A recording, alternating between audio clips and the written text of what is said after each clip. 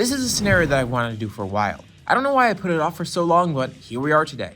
The concept is pretty simple, and something that could have easily happened. Now you're probably thinking though, why would Broly be sent off to Vegeta's crew?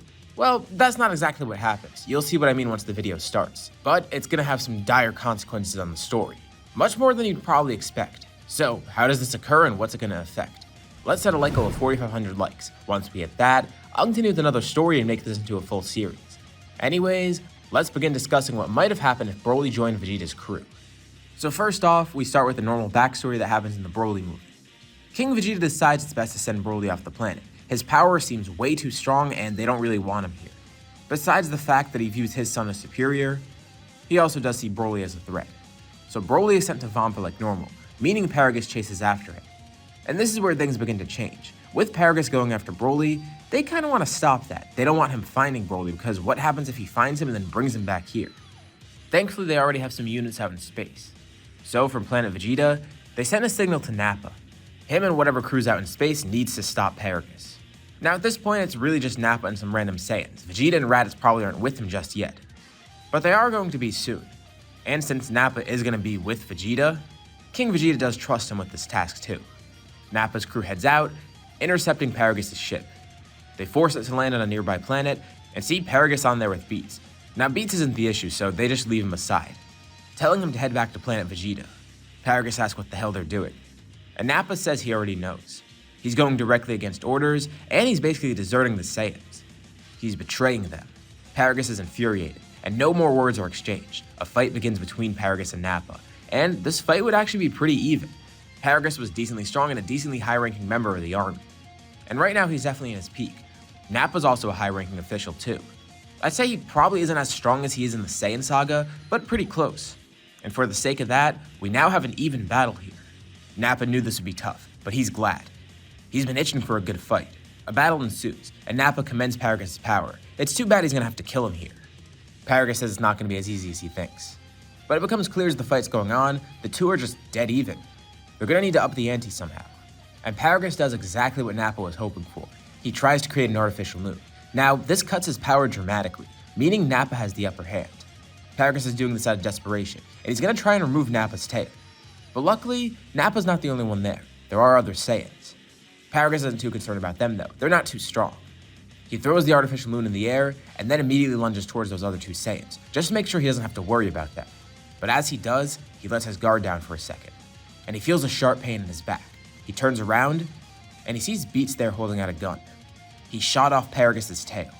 Nappa laughs, looking up at the artificial moon as well. Not only is Paragus' power lowered, but he also can't transform anymore, meaning Nappa can make this really easy. He begins growing in size as he fully transforms into a great ape, and Paragus tries to fight back, but it's pretty hopeless. Nappa stomps on him, and with this one attack, Paragus is killed. Ugh. Now he has to clean Paragus off his foot. But whatever, that's dealt with now. Some more time passes. Vegeta and Raditz are now with Nappa, and Nappa begins wondering too. There was that one other Saiyan that was out in space, the one that Paragus was looking for.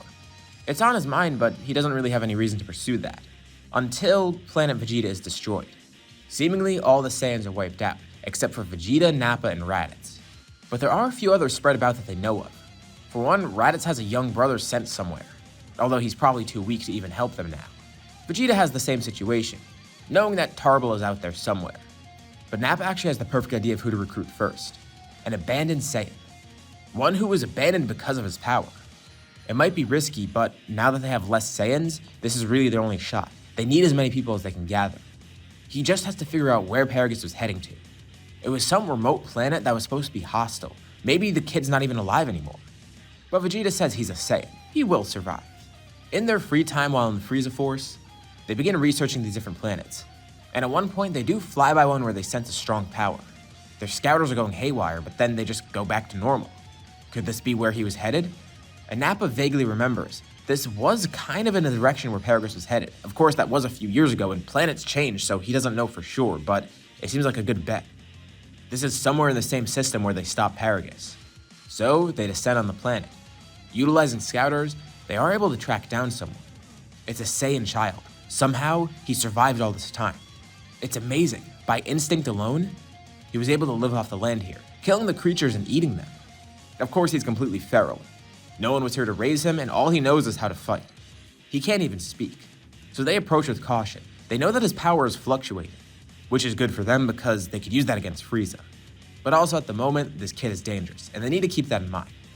And even though they try and approach him as gently as possible, that's not really going to work. BROLY would probably still view them as a threat, seeing 3 random people appear here out of nowhere. Nappa tries his best to calm the kid down. And with his power fluctuating as well as his anger, Nappa's concerned. So he does something that's definitely going to work.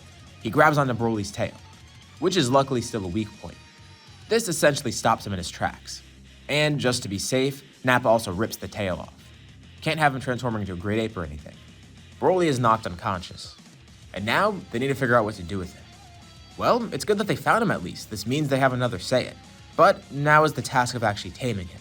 He's completely feral. And they know once he wakes up, he's probably going to attack them again. They need to show him that they're friendly. Well, as friendly as Saiyans can be. More like they're comrades with aligned interests. Thankfully, Nappa's already had to kind of raise 2 kids. So he does have some experience, but this is different. They take him back to the Frieza Force. And Frieza gets word of this immediately. Another Saiyan was out there, surviving the explosion of planet Vegeta somehow. He must have been sent away, banished from the planet or something. And you know what? Frieza's gonna allow it. It wouldn't hurt to have another Saiyan in their army. Of course, even though he was worried about the Super Saiyan rising up, I mean, it's just a kid. And what, it's 4 Saiyans versus 3 of the ones that they had before? Not really that big of a deal. If a problem does arise, Frieza will handle it. And if he does try and get rid of this child now, it'll raise suspicion amongst the other Saiyans. They already kind of suspect that Frieza was responsible for this. But getting rid of BROLY would just kind of confirm that, showing them that he wants to get rid of the Saiyans for good, eradicating every last one of them. Both parties are remaining incredibly cautious. Frieza is trying to make sure the Saiyans don't see through his facade, and the Saiyans are trying to act loyal when really they're planning to overthrow Frieza.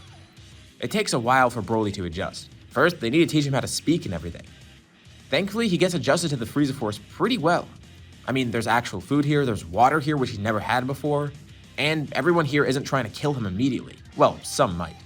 But unlike Vampa, this is a surprisingly friendly environment in comparison. He slowly gets adjusted, mostly sticking with the other Saiyans. Of course, Nappa's never going to mention Paragus or anything, nor are Vegeta or Raditz because they heard of that story from Nappa and they think it's best not to tell BROLY.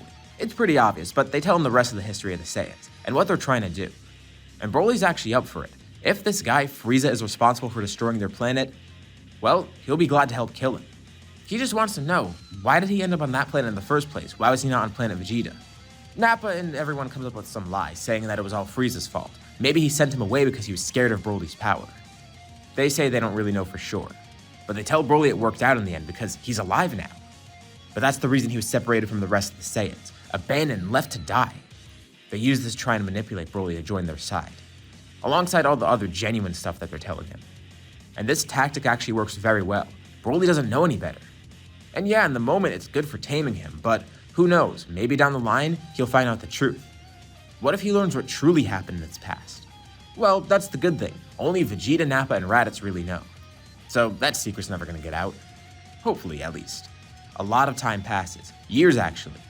Vegeta, Raditz, and BROLY all grew up. No longer the kids they once were, but during their entire childhood, they spent their time fighting for the Frieza Force. Training as well, growing stronger under Nappa's guidance. And now with Vegeta as a full-grown adult, he's the de facto leader of the group. He is the prince after all. And they knew this outcome would happen. He also is the strongest of the group. Kinda. They also notice BROLY's power is fluctuating still. They kinda got his rage under control. And in his base, he's very powerful, actually the second strongest right behind Vegeta. But when he gets angry, they can tell that his power is gonna soar dramatically. And he probably won't be able to be stopped. It's a good thing they cut off his tail because now they don't need to worry about him transforming. Maybe, at least. But also there's another thing to consider. BROLY's not the only one that benefits from this training, because the people that train with him are going to get stronger as well, having an extra training partner. Especially someone at such a high level.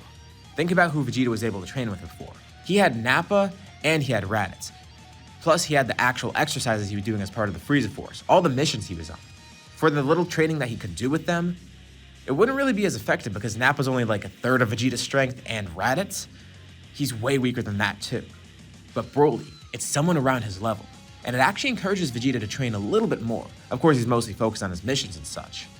But in the meantime, the two of them do partake in some training. It is kind of necessary for Broly, and for Vegeta, he kind of wants to test his strength. And this creates a weird situation with Raditz. He's left behind. The rest of the group doesn't really care about him. He is weak in comparison to them. Like, they do stick with him because he's a Saiyan, but he's kind of a fourth wheel here. I mean, Nappa's kind of third wheeling, but since he still is decently powerful and he did raise Vegeta and Broly, his help is still needed, but Raditz, Vegeta secretly kind of views him as expendable, dead weight even. And as more and more time passes, this becomes a lot more apparent. He even goes on missions alone, not even working with the Saiyans anymore. The other three are so far ahead of him. Granted, Raditz is a little bit stronger due to his connections with Broly. Again, having that extra training partner really helped the rest of the group. But it was only a marginal increase in strength because he's kind of forgotten. And that gives Raditz feelings of resentment. First, it was just Frieza that they had to deal with, working for someone that they hated. But now he's also working for another person that he hates, Vegeta. And Raditz actually has the perfect idea in mind, and a great way to disguise it as well. He's going to recruit Kakarot. Sure, Kakarot might be weak, but he could use Kakarot's power in order to overthrow the Saiyans and Frieza in general. Maybe if the two of them work together, they could slaughter this entire army. And Raditz knows that if he doesn't act now, he's probably going to be disposed of by Frieza or maybe even Vegeta himself. He's getting more and more paranoid, but he has the perfect cover for this. He tells Vegeta that he's going to go seek out another Saiyan, his brother. It'll be great to have another person in their group, and they could really use it now. Of course, the four of them are strong enough, but imagine what they could do with 5 Saiyans. Sure, whatever. Obviously, Vegeta's not going to question this, and if anything, he's going to welcome it. Best case, they get another Saiyan on their crew. Worst case, they get rid of Raditz for a bit, not having to worry about that dead weight. So he tells Raditz go ahead. Perfect, just as he expected. Raditz heads out to Earth, ready to recruit Kakarot.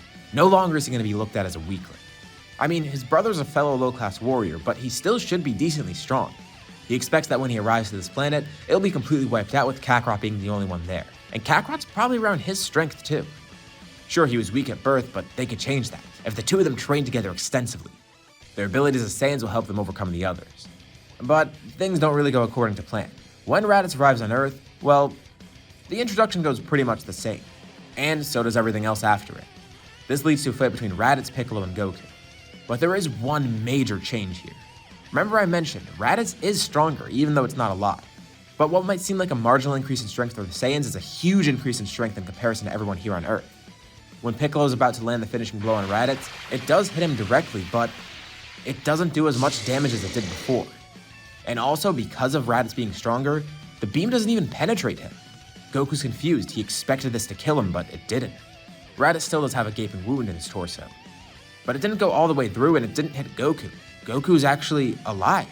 Ironically, Raditz being stronger actually helped protect Goku here, ensuring that he didn't die. But even with this gaping wound, Raditz stands up, still ready to fight. He tells them he can keep going at this. If they're not going to join them, they're going to die here and now. He sticks out a hand, preparing to make an artificial moon. But then he sees a blinding light. Goku and Piccolo hear a familiar voice. It's Krillin, utilizing a solar flare. A vehicle lands nearby, with Krillin jumping off the roof of it, and Tenshin on the side of it also jumping out as well. Krillin tells them to attack now, so Goku and Piccolo rush towards Raditz. Ten also launches a Kikoho, injuring Raditz greatly and also holding him in place. And as the beam finishes firing, he's attacked by a collective effort from Goku and Piccolo. He's also bleeding out, still being injured from Piccolo's attack. And slowly but surely, he is beaten. But as he lays there on the ground dying, he laughs. The Saiyans are going to come and get revenge for him. He warns Goku of the Saiyans arriving soon, and tells him they're hopeless to fight against them. And no one ever finds out about Raditz's plan. They never knew about his plan for betrayal against the Saiyans, just the fact they wanted to overthrow Frieza. That secret dies with him. And now, there's an incredibly big issue. The Saiyans are heading to Earth, which includes a stronger Vegeta and Broly. But there is one good thing. Goku survived here, just barely. Immediately after Raditz's death, they know they need to do one thing. The fighters on Earth need to train, preparing for the Saiyans to arrive. Raditz is already tough enough to fight, and apparently, the other ones that are about to come here are much stronger. Okay, but how are they supposed to grow strong enough to fight the Saiyans, especially the humans? Well, as for Krillin and Ten, they decide they're gonna go train with Kami. And Piccolo discusses with Goku. Gohan is safe, thankfully, and his dad is still here. Without Goku dying, there's no need for Piccolo to kidnap him and train him. But there still is another thing Piccolo needs to do with the group this time. He is most likely Goku's best training partner. He says they'll worry about training Gohan later, which is actually going to be better this time around because Goku's there to help ease him into it. And Goku remembers, thanks to the humans mentioned in Kami, it gives him an idea. They need to go up to the lookout too. Of course, The humans training with Kami will be great for them.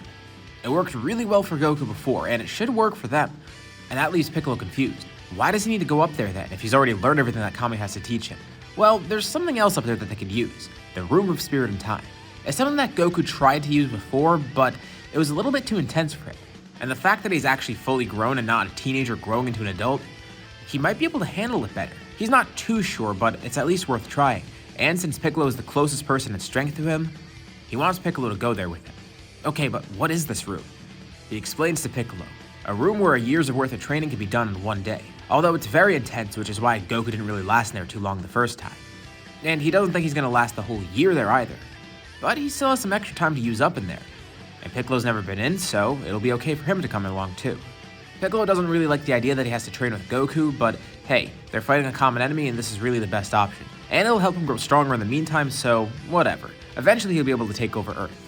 He reminds Goku, just because they're training together now, it doesn't mean that they're gonna be friends.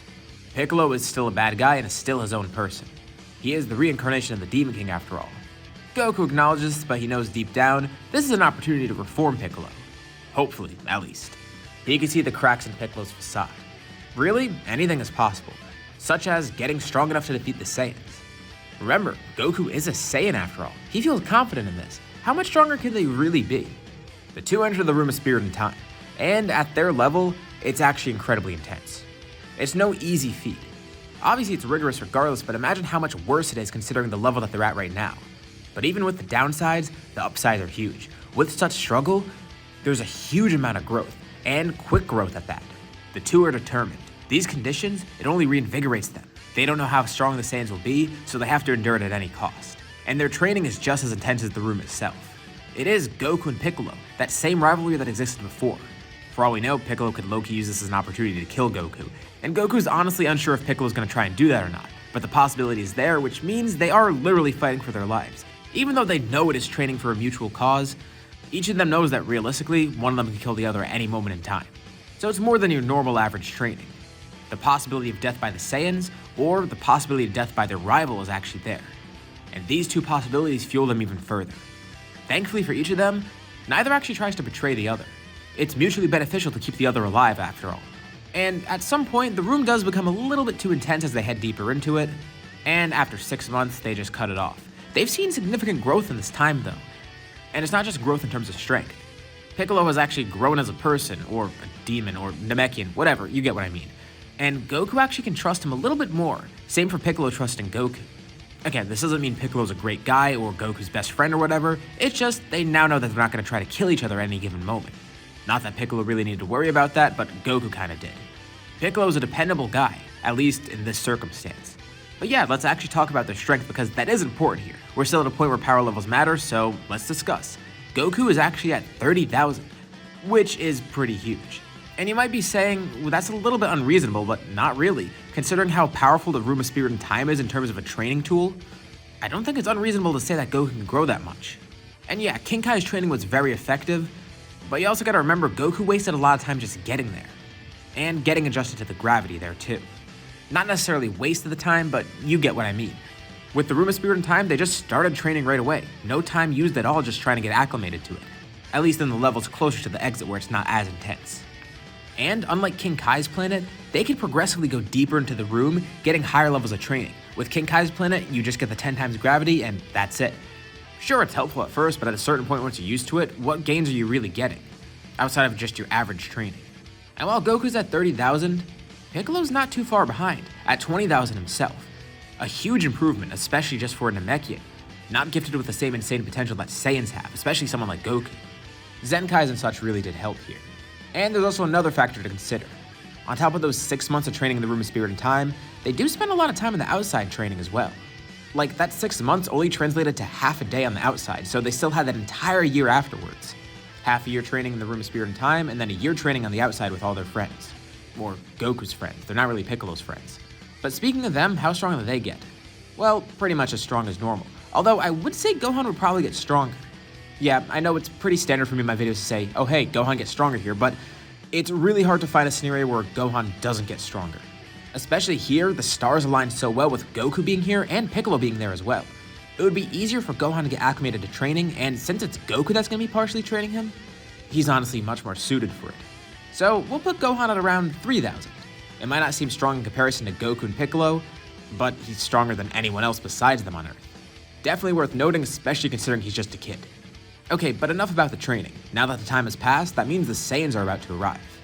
And in case you couldn't already tell, the major change here is that it's not just Vegeta and Nappa. BROLY is there too. BROLY's actually been pretty loyal to the Saiyans so far, thanks to what he's heard from Nappa beforehand, and the fact that they're all fighting to defeat Frieza. He has a very strong sense of loyalty to this group. They did save him from Vampa after all, or at least it seems like that. And besides all that manipulation and everything else, it's also the fact that he's stuck with them and that's how he's been trained, that's how he's been raised. Of course he's going to be loyal to them. But he's got a very warped sense of loyalty because of all these conditions together. And it's not like he's necessarily attached to the group either, but hearing of Raditz's death, oh yeah, whoever killed him definitely needs to pay. A threat to Raditz is a direct threat to them. Even though they didn't know that Raditz was secretly trying to betray them, but whatever. The group is ready for two outcomes. Either they just kill Kakarot and everyone here with no remorse, or Kakarot ends up joining them. And maybe his kid too. Hey, you know what? If they could kill Raditz, they'd honestly be a better addition to the team regardless. They may have lost a Saiyan, but in turn, they would gain a stronger one. It's a win-win either way. They're not even here for the Dragon Balls because they don't know about them. They just genuinely want Kakarot and his hybrid Saiyan son, either having him join the team or be slaughtered. But unlike Raditz, these Saiyans can't be stopped. They're so powerful in comparison to them. Nappa's the weakest of the three. And actually, I'd wager that he's stronger than normal. It's the same principle that I applied to Vegeta last time. You know what, speaking of that, let's actually cover the power levels of these Saiyans. With an extra training partner here, it does benefit everybody. Instead of Vegeta being around 18k, he's now more like 30,000, dead even with Goku. As for Nappa, he's around 10,000, but BROLY, he's a completely different animal.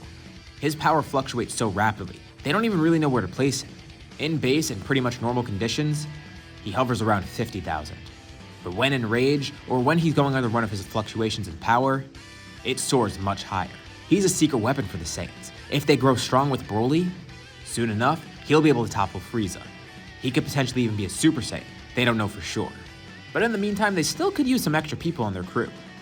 The first battle that ensues is Nappa versus Piccolo. And it should be pretty clear-cut how this goes. I outlined the power levels before, and in terms of raw strength, Piccolo is twice as strong. But even disregarding that, Piccolo is just a better fighter in general. Not to say Nappa's bad. As a higher ranking Saiyan, he definitely would have been a good warrior. But I would bet that Piccolo's actually better than that. And he's clearly much more intelligent than Nappa, not just in terms of battle smarts, but just smarts in general.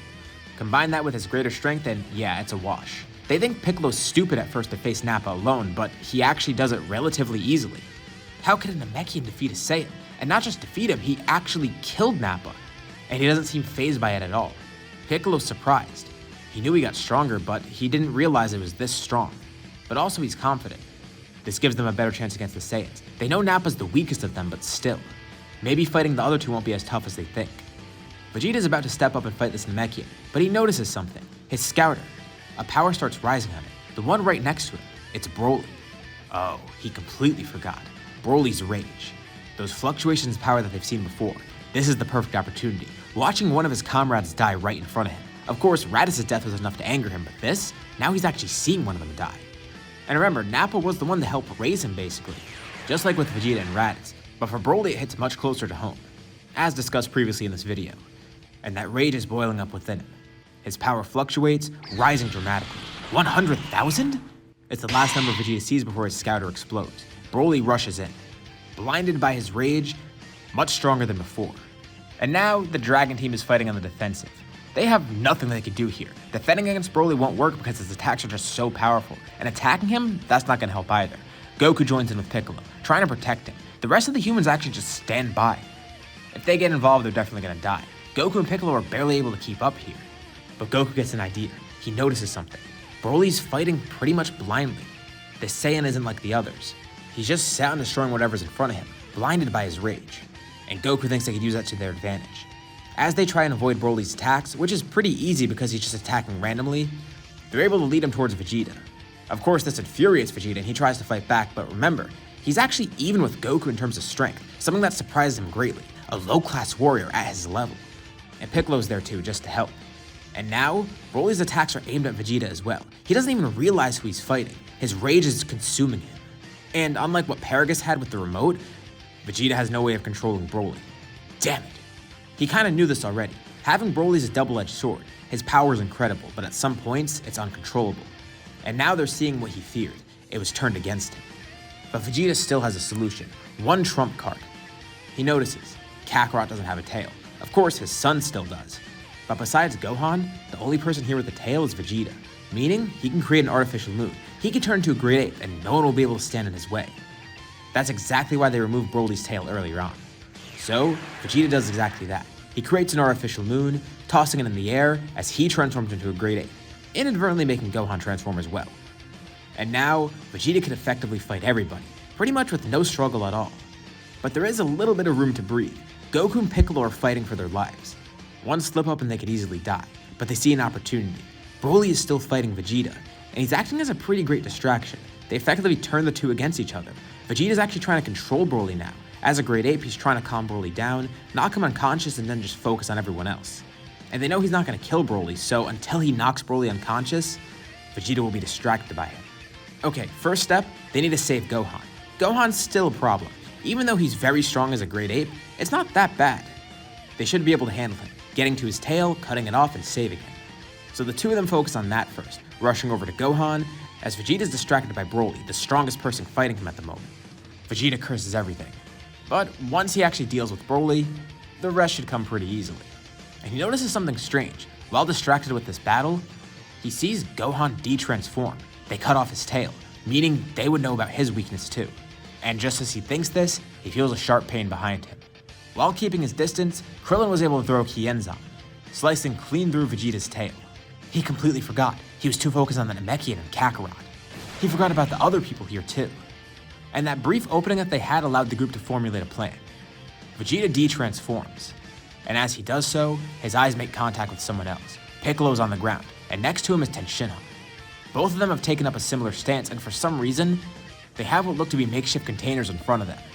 In unison, they each perform a Mafuba. Piccolo's is aimed at Broly, and Ten's is aimed at Vegeta. It's incredibly draining, especially for Ten, but it's successful. They seal the two Saiyans away in these makeshift containers, barely being able to close them, then putting the seal on it. Goku flies over, injured and holding Gohan, who's now unconscious and without a tail. His breath is labored, but he smiles through it. Then chuckling, they did it. Their plan actually worked. He sees the two containers there and realizes. They won. They defeated the Saiyans. With this group effort, their strategy overcame the sheer power of the Saiyans. The realization hits everybody. It's over. They did it. But what now? So now the group basically has two deadly weapons with them. These two containers with Broly and Vegeta in them, if something happens, it could cause a lot of issues. They need to figure out the best way to dispose of them. So they just take them up to Kami because they have no real better idea for this. It didn't even work with King Piccolo because he was eventually found too. So they need to get this thing really far away from here. Maybe like throw it into space or something. While they're on the lookout, Kami notices something strange. One of the containers seems to be shaking. That definitely doesn't seem normal. More of a reason to get rid of these as soon as they can. As they're discussing what to do with these containers, the worst case scenario happens. The one that was shaking before starts to shake again, and a crack appears in it. The seal from up top. It actually falls off too. Everyone rushes to try to put it back on, but it's already too late. The container starts shaking even more, and then violently explodes. There's a brilliant flash of green light, and standing there they see Broly once again, although considerably weaker than before. Getting sealed away took a lot out of him, and he's breathing heavily, also partially enraged.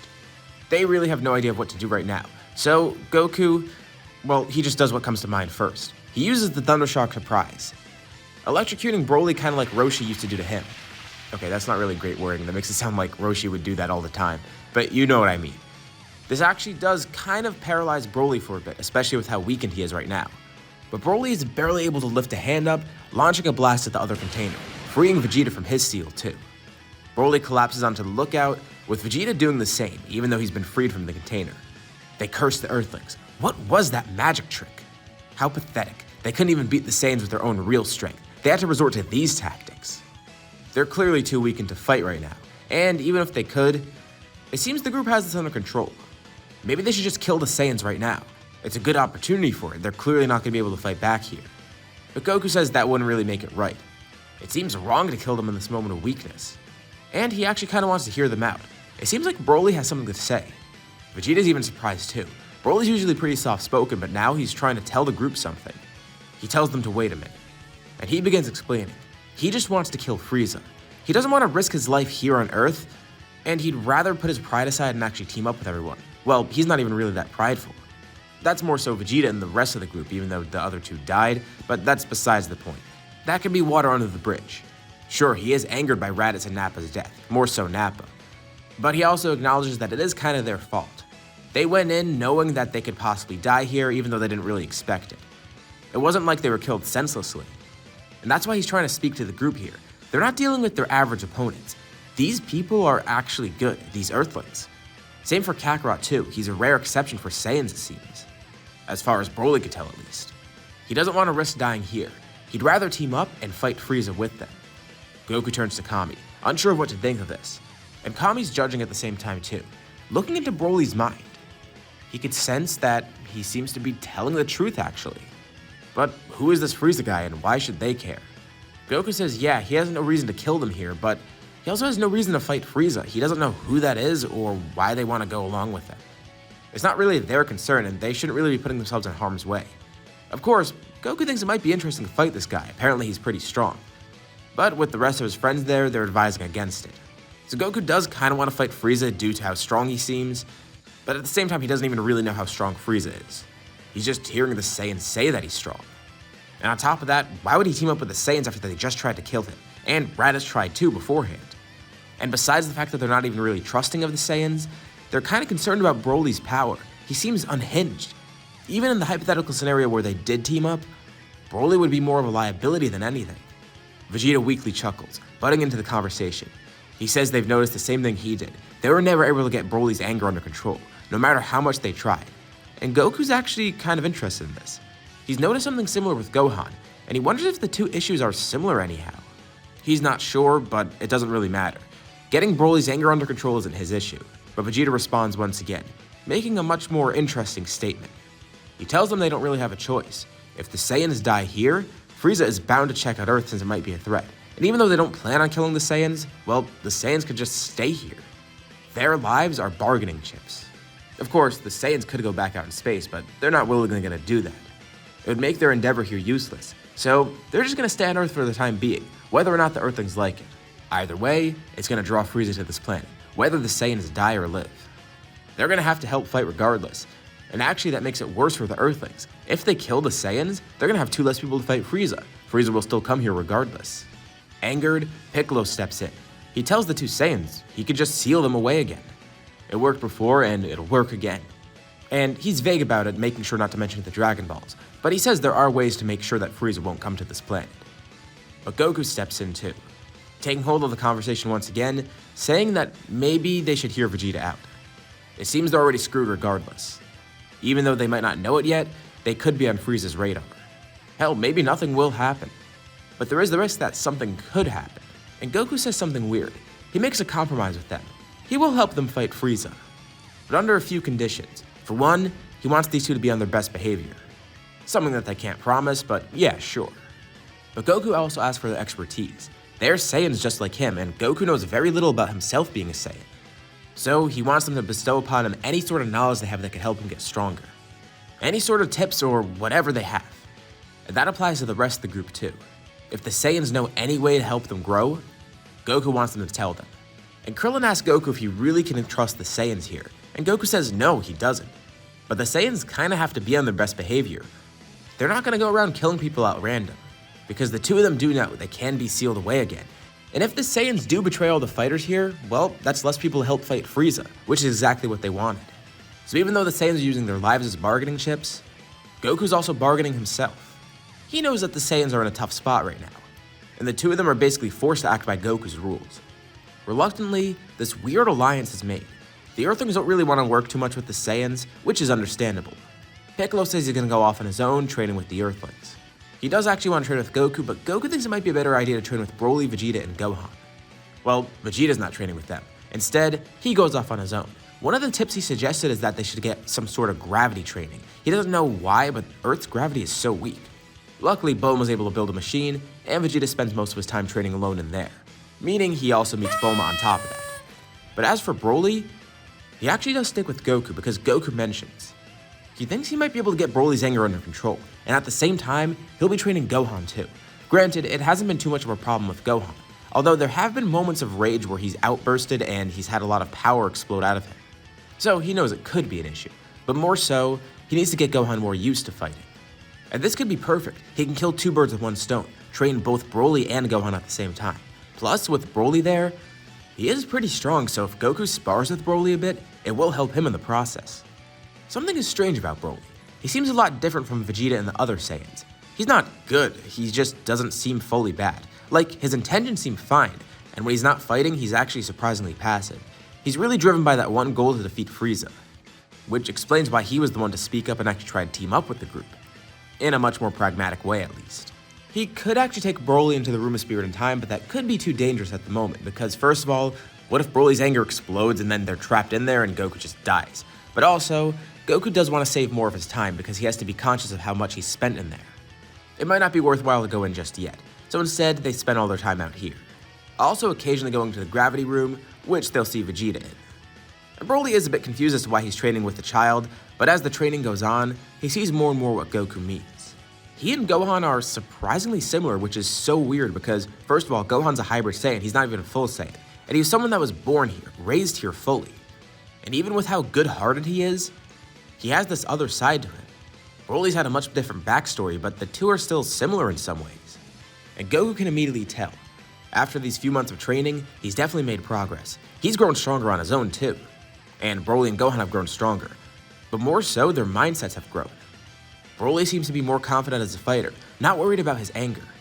Plus, he has a better control over his power in general. And the same goes for Gohan. He's way more confident, way more willing to fight actually, recognizing his own latent potential too. And Goku's amazed at how rapid of a pace Broly's growing, but Gohan too. It's so strange. What's causing this? Broly's just a normal Saiyan supposedly. And Broly is just as confused. He always knew he had this within him, but he never really knew why. Vegeta and the group theorized that he might be a mutant or something. Hence why he was sent away from planet Vegeta, a story that Goku actually hears about from Broly, learning how he actually made contact with the other Saiyans. So what's the group supposed to do now? Months have been spent training and everyone is growing stronger. Plus, Broly and Gohan are growing better as fighters in general. But no one really has an obligation to go out and fight Frieza. Maybe they should just wait for him to come here. If anything, that gives them more time to train. And for all they know, Earth might not even be on Frieza's radar. Vegeta's actually pretty surprised. He hasn't shown up yet. Maybe he doesn't care that the Saiyans died here, supposedly. But Frieza definitely has taken notice, and he definitely does care. But he doesn't really care too much. He's not going to personally show up. He has more important matters to tend to in space. Although, this does seem interesting. And maybe they could check out that portion of the galaxy. But he's going to send some other troops out there. So, certain portions of the Frieza Force are sent out to that solar system. And they find that none of these planets have anything on it, except for one. It's a planet called Earth, and this is the one that Vegeta and Nappa went to, as well as Raditz. It doesn't really seem strong from the outside, but Vegeta and Nappa went here and never returned. And that's what confuses them. It could potentially be dangerous. So first, they're going to take a few strong soldiers and send them out there. And Frieza has the perfect group for that. King Cole decides that he's going to head there to oversee the whole operation. Honestly, he thinks it's kind of overkill, but whatever, it's Frieza's orders. He decides to send out the Ginyu Force. King Cole takes one of his own ships there, while the Ginyu Force also starts heading towards Earth. As the group continues their training, one day, Vegeta notices some powers heading towards the planet. And Broly knows too. Is that 6 different powers? That's what concerns them, the number specifically. Vegeta can immediately tell what it is. That has to be the Ginyu Force. But why them? And that other power that they could sense. Of course, they don't know how to recognize the key signatures yet because they only just learned how to sense ki. And it's definitely a strong power, but not as strong as they'd expect Frieza to be. It's stronger than the Ginyu Force, but not by a significant amount. And Broly has one idea who it might be. It could be King Cold. King Cold? Why him? Vegeta and Broly aren't too sure why, but whatever. This is good. This means that they are on Frieza's map. And even if Frieza himself isn't heading here right now, this is a good start. The 5 ships land in the middle of nowhere, with the Ginyu Force stepping out, striking a pose, and not far behind them is King Cold. He asks them to please make this quick. He honestly thinks this is a waste of time, which is why he's here and not Frieza. And the 6 of them are all distracted, with their scouters going off. King Cold checks his, and sees a couple of powers approaching. They seem stronger than the average Earthling, but not too strong. Of course, they don't know that these people are suppressing their powers. And this strange team of fighters shows up. King Cold immediately recognizes Vegeta and BROLY. But there's also another Saiyan there, plus a Namekian and then a couple of Earthlings, as well as a child for some reason. Is this what they're gonna fight? He's not really too concerned. More so, he's interested to see Vegeta here, and he sees what Vegeta's been trying to do. So he and BROLY must have come here to team up with the Earthlings, trying to start a coup against Frieza, but he says that's not gonna work. And Vegeta taunts King Cold, saying not to get too cocky. He's been doing intense training, and with this group, they will defeat Frieza's army. The Ginyu Force laughs in unison, and says they agree with King Cold. This was a waste of time coming here. Really, they could have just sent 2 of their soldiers. So you know what? They're gonna do exactly that. They send Jason Birder in to fight first. And Vegeta smiles. He'll face them alone. Well, if he wants to be cocky about it, that's his choice. Jason Birder fight Vegeta. And immediately they're surprised to see that Vegeta's strength is actually somehow on par with them. Wait, no, it's greater than their collective power. Even with their combo attacks, Vegeta's able to defend against them. And the rest of the Ginyu Force watches on too, confused. Same for King Cold. What the hell? They knew Vegeta was powerful, but not like this. And much to their surprise, he's able to eliminate Jason Birder with not too much effort. He lands back on the ground, catching his breath, but seemingly he's okay. He didn't have to exert too much of his power. This might be bad, but Ginyu sees an opportunity. Just as Vegeta lands on the ground, he uses his body change technique. Vegeta's powerful, and he wants that power for himself. He swaps bodies with Vegeta, now growing stronger thanks to having control of this body. But he was too hasty about it. He didn't injure his own body before he did the swap. So Vegeta's actually still moving, although very annoyed that he's now stuck in this body. But he does comment on something too. He says Ginyu was a little bit too hasty with his technique because, well, if he waited, he would have seen that Vegeta's not actually the strongest here. They'll be sure to defeat Ginyu, and Vegeta will get his body back at any cost. Ginyu looks around at the rest of the group. This will definitely be fun. Now with Vegeta's body, Ginyu's ready to face Vegeta and Goku. But the two of them are still confident. Yeah, Vegeta's pretty annoyed that he has this body now. But Goku's definitely pretty strong, and even though Vegeta's in Ginyu's body, which is weaker than his, it's not that weak. He could definitely make this work, and he will get his body back. Ginyu laughs at this notion, and the battle begins, with him quickly realizing that he might actually be outmatched. Meanwhile, Piccolo, Gohan, and the Earthlings face Recoome and Goldo. This is actually a pretty annoying battle. Recoome is pretty strong, and Goldo isn't too physically strong, but his ability is. Being able to stop time at will, it gets pretty annoying. But of course, this puts a target on its back too. The group realizes that they need to defeat him first. Piccolo tells the rest to focus on holding off Recoome for now, while he goes in to try and sneak up on Goldo. The great thing is, Goldo's ability is based on him holding his breath, so he can't do it forever, and Piccolo's going to utilize one of those openings. At one point, Goldo needs to catch his breath, and Piccolo's able to act quick enough. He stretches an arm out as quick as possible, piercing it right through Goldo's chest. Another Ginyu Force member down. And Recoome is pretty easy now. It's a bunch of smart fighters that collectively could overpower him. And with a well-placed Kienzan from Krillin, Recoome is sliced in half. Gross. But it does the job. What about BROLY though? Well, he's facing King Cold, and he's actually pretty far ahead. It takes some time for him to warm up, but King Cold realizes that the Saiyan actually might be a bit stronger than him. And with him fighting King Cold, that's going to make BROLY a bit enraged. Of course, he's learned to control this anger by now. And instead, he's harnessing it, using it for more power. King Cold receives a brutal beatdown, and BROLY asks him, where is Frieza? Is he coming here? Where could they find him? And King Cold laughs at this notion. Sure, BROLY might be able to overpower him, but he has no idea of how strong Frieza is. He always knew these monkeys were stupid. But they think that they can actually defeat Frieza? It's kind of hilarious. But King Cold tells him not to worry. Frieza will arrive here soon enough. With part of the Ginyu Force dead and probably Ginyu joining them soon, Frieza will definitely know that this plan is a threat. He only sent them here because he wasn't too sure. King Cold's disappointed in himself for his failure, but he takes solace in the fact that Frieza will slaughter them all. He laughs, and while he's chuckling, BROLY lands a finishing blow, eradicating King Cold out of anger. And when this happens, Ginyu's able to take note of it. BROLY was able to defeat King Cold? He can't even believe it himself. Yeah, King Cold's probably not as strong as Frieza, but as far as Ginyu knows, he's very powerful, even if it's not on that level. BROLY's barely able to control his anger here, and by killing King Cold, it helps him actually calm down a bit. But Ginyu notices an opportunity. He's gonna take BROLY's body. But Vegeta and Goku take note of this too. They notice that Ginyu's distracted by this. And the second he tries to body swap, Vegeta sees an opening. The body swap is about to hit BROLY, but then Vegeta jumps in front of it, getting his original body back. Of course, it is a bit beat up now, but it's fine. And before Ginyu can do anything else, Vegeta quickly acts, launching a blast that completely eradicates Ginyu. And just like that, the entire Ginyu force is defeated, as well as King Cold. Vegeta and Broly laugh, one step closer to killing the Emperor. And they hear a familiar beeping. Even though it's kinda gross because it's cut in half, Rakuba's body is still there intact. And his scouter's on. That's where the beeping's coming from. Somebody's trying to contact them. Vegeta laughs as he picks up the scouter, shouting Frieza's name. And Frieza, of course, is on the other end. Vegeta tells that coward that he needs to show himself. When's he coming to Earth? They slaughter the entire Ginyu force and his father. And Frieza tells them not to worry. He will be there soon. It's just like his father told Broly. He has to admit, it is impressive that they defeated the Ginyu force and King Cold, but tells them not to get too cocky. They won't be able to defeat him. Although, the defeat of King Cold does concern him. Of course, he doesn't say this, but King Cold is still pretty powerful, and the fact that Broly defeated him, it shows Frieza that he has a bunch of latent power.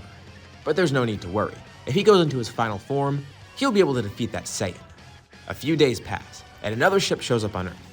A bunch of Frieza Force soldiers depart, trying to go around and terrorize cities, but before they can even land on the ground, Broly and Vegeta eradicate them with a flurry of blasts, blowing up the ship in the process, and only one person survives that ship's explosion.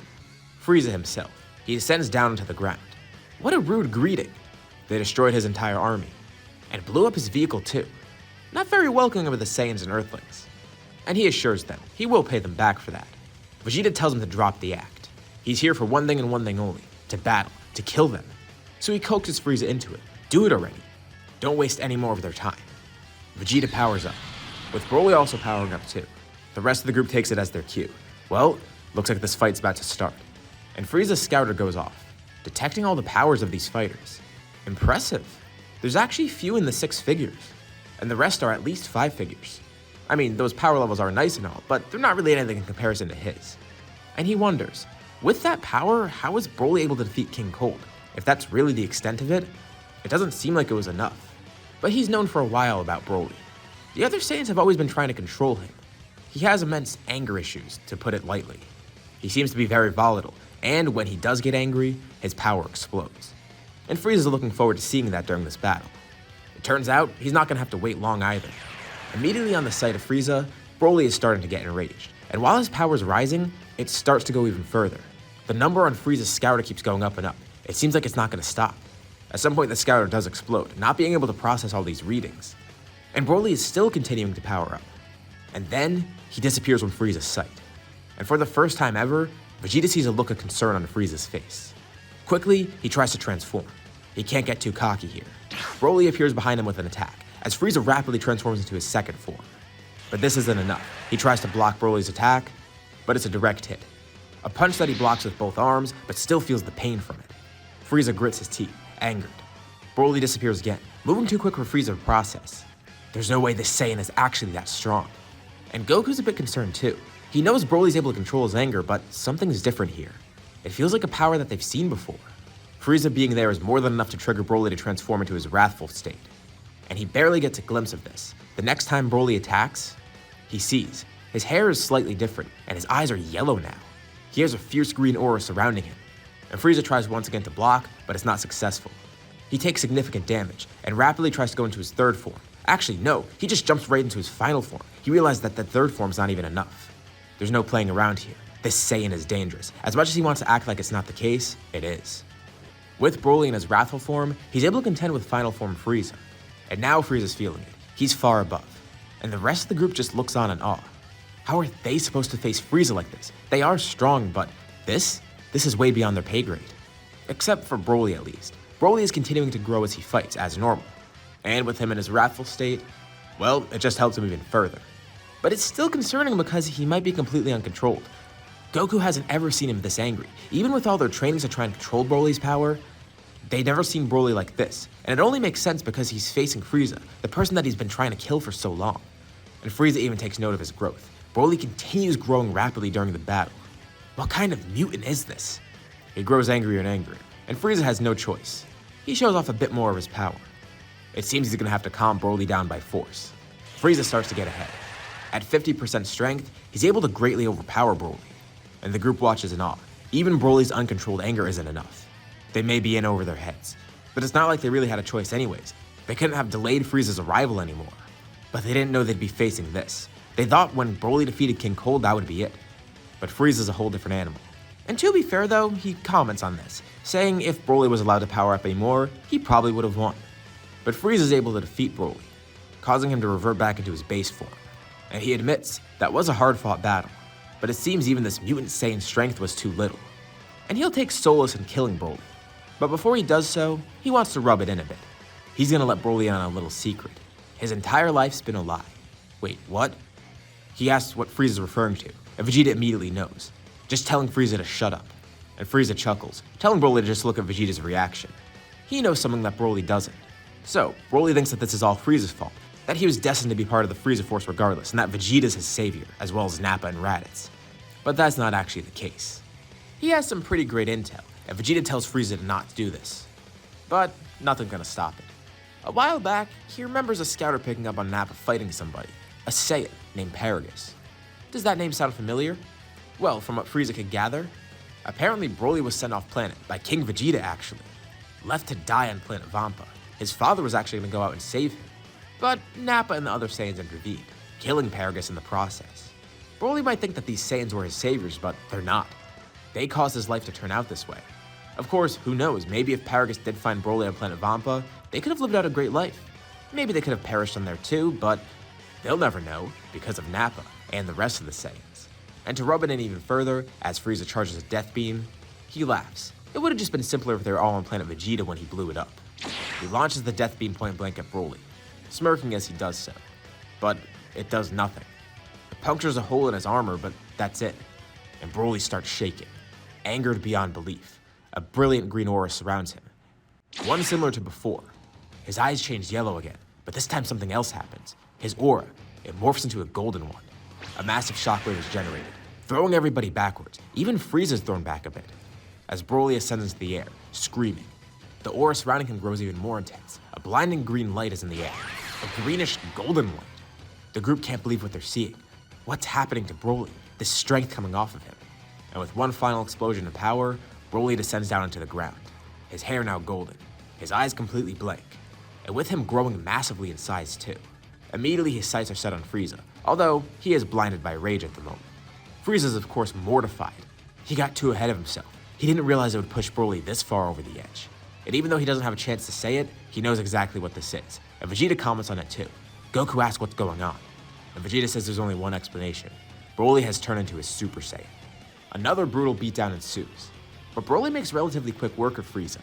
Blinded by his anger, he fights without rhyme or reason, but Frieza's hopeless to counter against it. And thus, the Emperor is killed by Broly. Vegeta tells him they need to leave now. There's no way they're gonna be able to stop Broly. His anger, he's being controlled by it, and this power, it's unstoppable. This is it. It's not just the end of Frieza, it's the end of them too. This planet, it's gonna be gone in a minute. Broly launches over towards the group, as Vegeta tries to leave with some of the others too. But Goku goes back in. Vegeta tells him he's an idiot. Don't even try to fight Broly. It's not gonna be possible. But Goku says that's not what he's doing. He's gonna try and calm down Broly. Maybe if Broly sees him, he'll regain some composure. This happened before in their training, and even though Broly's incredibly powerful right now, maybe this could help. Although, Goku still does remind Broly of the other Saiyans. Even though he does have a connection with Goku kinda, and Goku's pretty much innocent in this situation, Broly still knows he's a Saiyan. He's one of them. He reminds him of Raditz too, if anything. Goku has the right idea in trying to calm Broly down, but it's probably not going to be successful. Thankfully, Broly's moves are pretty easy to dodge. Although he's incredibly quick and incredibly powerful. There's a couple close calls for Goku, but everything's pretty choreographed. He's fighting blindly and focused on all these different people around him. And Goku doesn't even try to fight back. He's just trying to talk to Broly, and this does distract him a bit. But as mentioned, he's still angered. But one other person joins, trying to calm Broly down. It's Gohan. Broly sets his sights on him, about to attack, but then hesitating. This kid that he trained alongside. This fighter who's so pure of heart, this person who's so similar to him. It makes him stop for a second, looking at Gohan and at Goku. Vegeta tries to remain out of sight. He knows this will only set Broly off even further. But Broly actually does regain some composure. He grits his teeth, but then catches his breath. Vaguely remembering his training with Goku, he has to control this anger, whatever this is. He can't let it overpower him. Broly's hair turns back to black, falling down.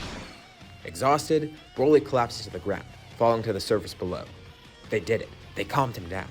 But all that power he was using, and the damage he took from Frieza earlier on. It caught up with him, and now Broly's unconscious. But it's better than having him rampage about. But it leaves them in a pretty weird situation. What are they supposed to do now when he wakes up? What could they expect? Will his anger explode again? Or can they control this? Goku turns to Vegeta. What really happened? Was everything Frieza said true? And Vegeta admits, yes, it is. Vegeta begins admitting to Goku, it's all true, everything that Frieza was saying. He explains more of the story as well. Yes, everything was real. But he tells Goku this is no concern to him. But actually it is. Because it shows Goku what kind of character Vegeta is. And he already kind of knew Vegeta was like this, but this really shows how far he went. And it lets him learn a little bit more about Broly too, which is pretty important. So he tells Vegeta, it is actually of his concern. Broly may not be truly evil like the other Saiyans. Goku kind of suspected this. Like, yeah, Broly was a bad guy, but he always seemed weird. Like, in the time that they spent together, he seemed so different from Vegeta, and Goku wasn't really sure why. He just seemed naturally different, not just in terms of like physical strength or whatever, but just the way he acted. Not that he really had another reference though, because he didn't really know Raditz or Nappa too long. But compared to Vegeta, well, it seemed like they were more similar to him. While Broly was an oddball, the only one of the four that seemed kind of different. But Vegeta says it doesn't even matter now. With this info revealed, he can't be around here. If he sticks around, Broly's gonna immediately try to kill him. Who knows, maybe even worse will happen. Maybe he'll transform again, and then just kill everybody. So Vegeta says it's better for himself to just go. It would be stupid for him to risk his life around here. Goku tries to interject and just talk with Vegeta, but Vegeta doesn't even say anything. If those idiots want to stick around Broly, well, that's fine. He sarcastically wishes them good luck handling him. And immediately, he goes to find a Ginyu pod and just leaves, going off wherever. Nobody knows where he went, but he just goes off.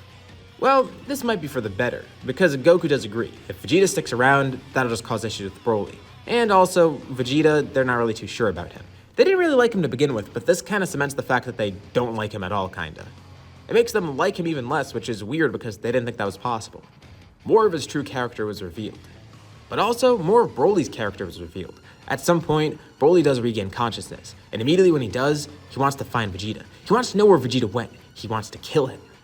That's the only thing on his mind right now, finding Vegeta and killing him.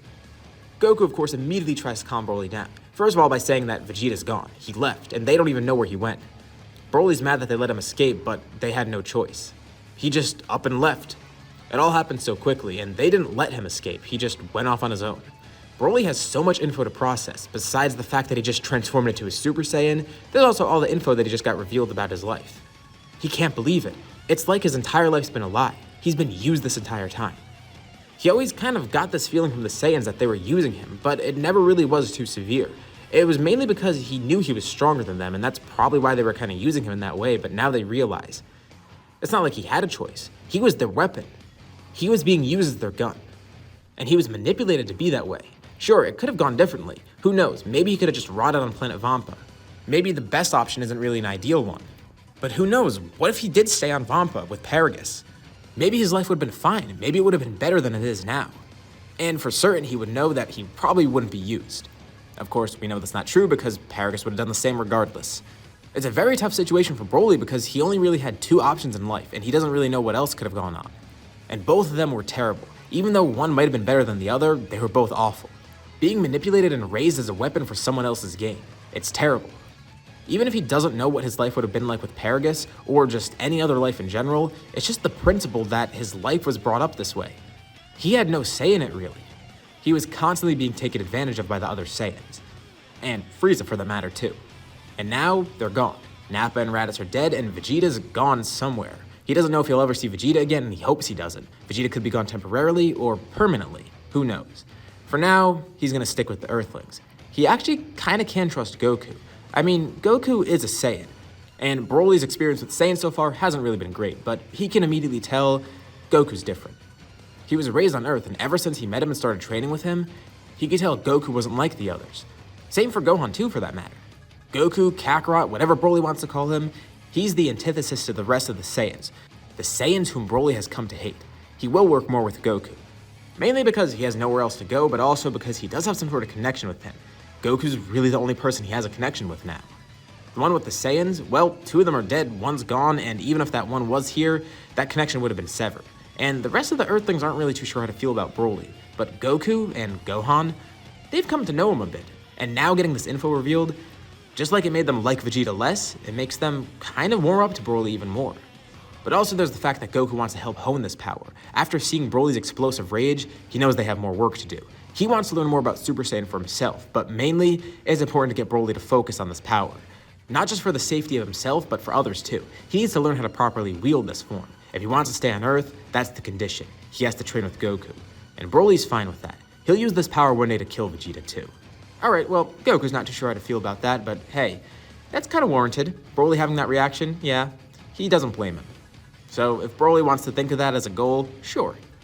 Now with life back to normal on Earth, and with Broly there now as a permanent resident, immediately they start work. Goku, Gohan, and Broly all training together. Because remember, Goku did pick up on a little bit of this rage within Gohan too, so this is kind of like killing two birds with one stone if you could train both of them at once to try and hone this power. He doesn't know if it'll be possible, especially with Broly's explosive rage, but he could at least help both of them become better fighters in general. So first they're gonna work backwards. They gotta start with that other form that Broly had. The one where he drew out the power of a great ape. The one where he just had yellow eyes and his hair spiked up a bit. Not Super Saiyan, the other one.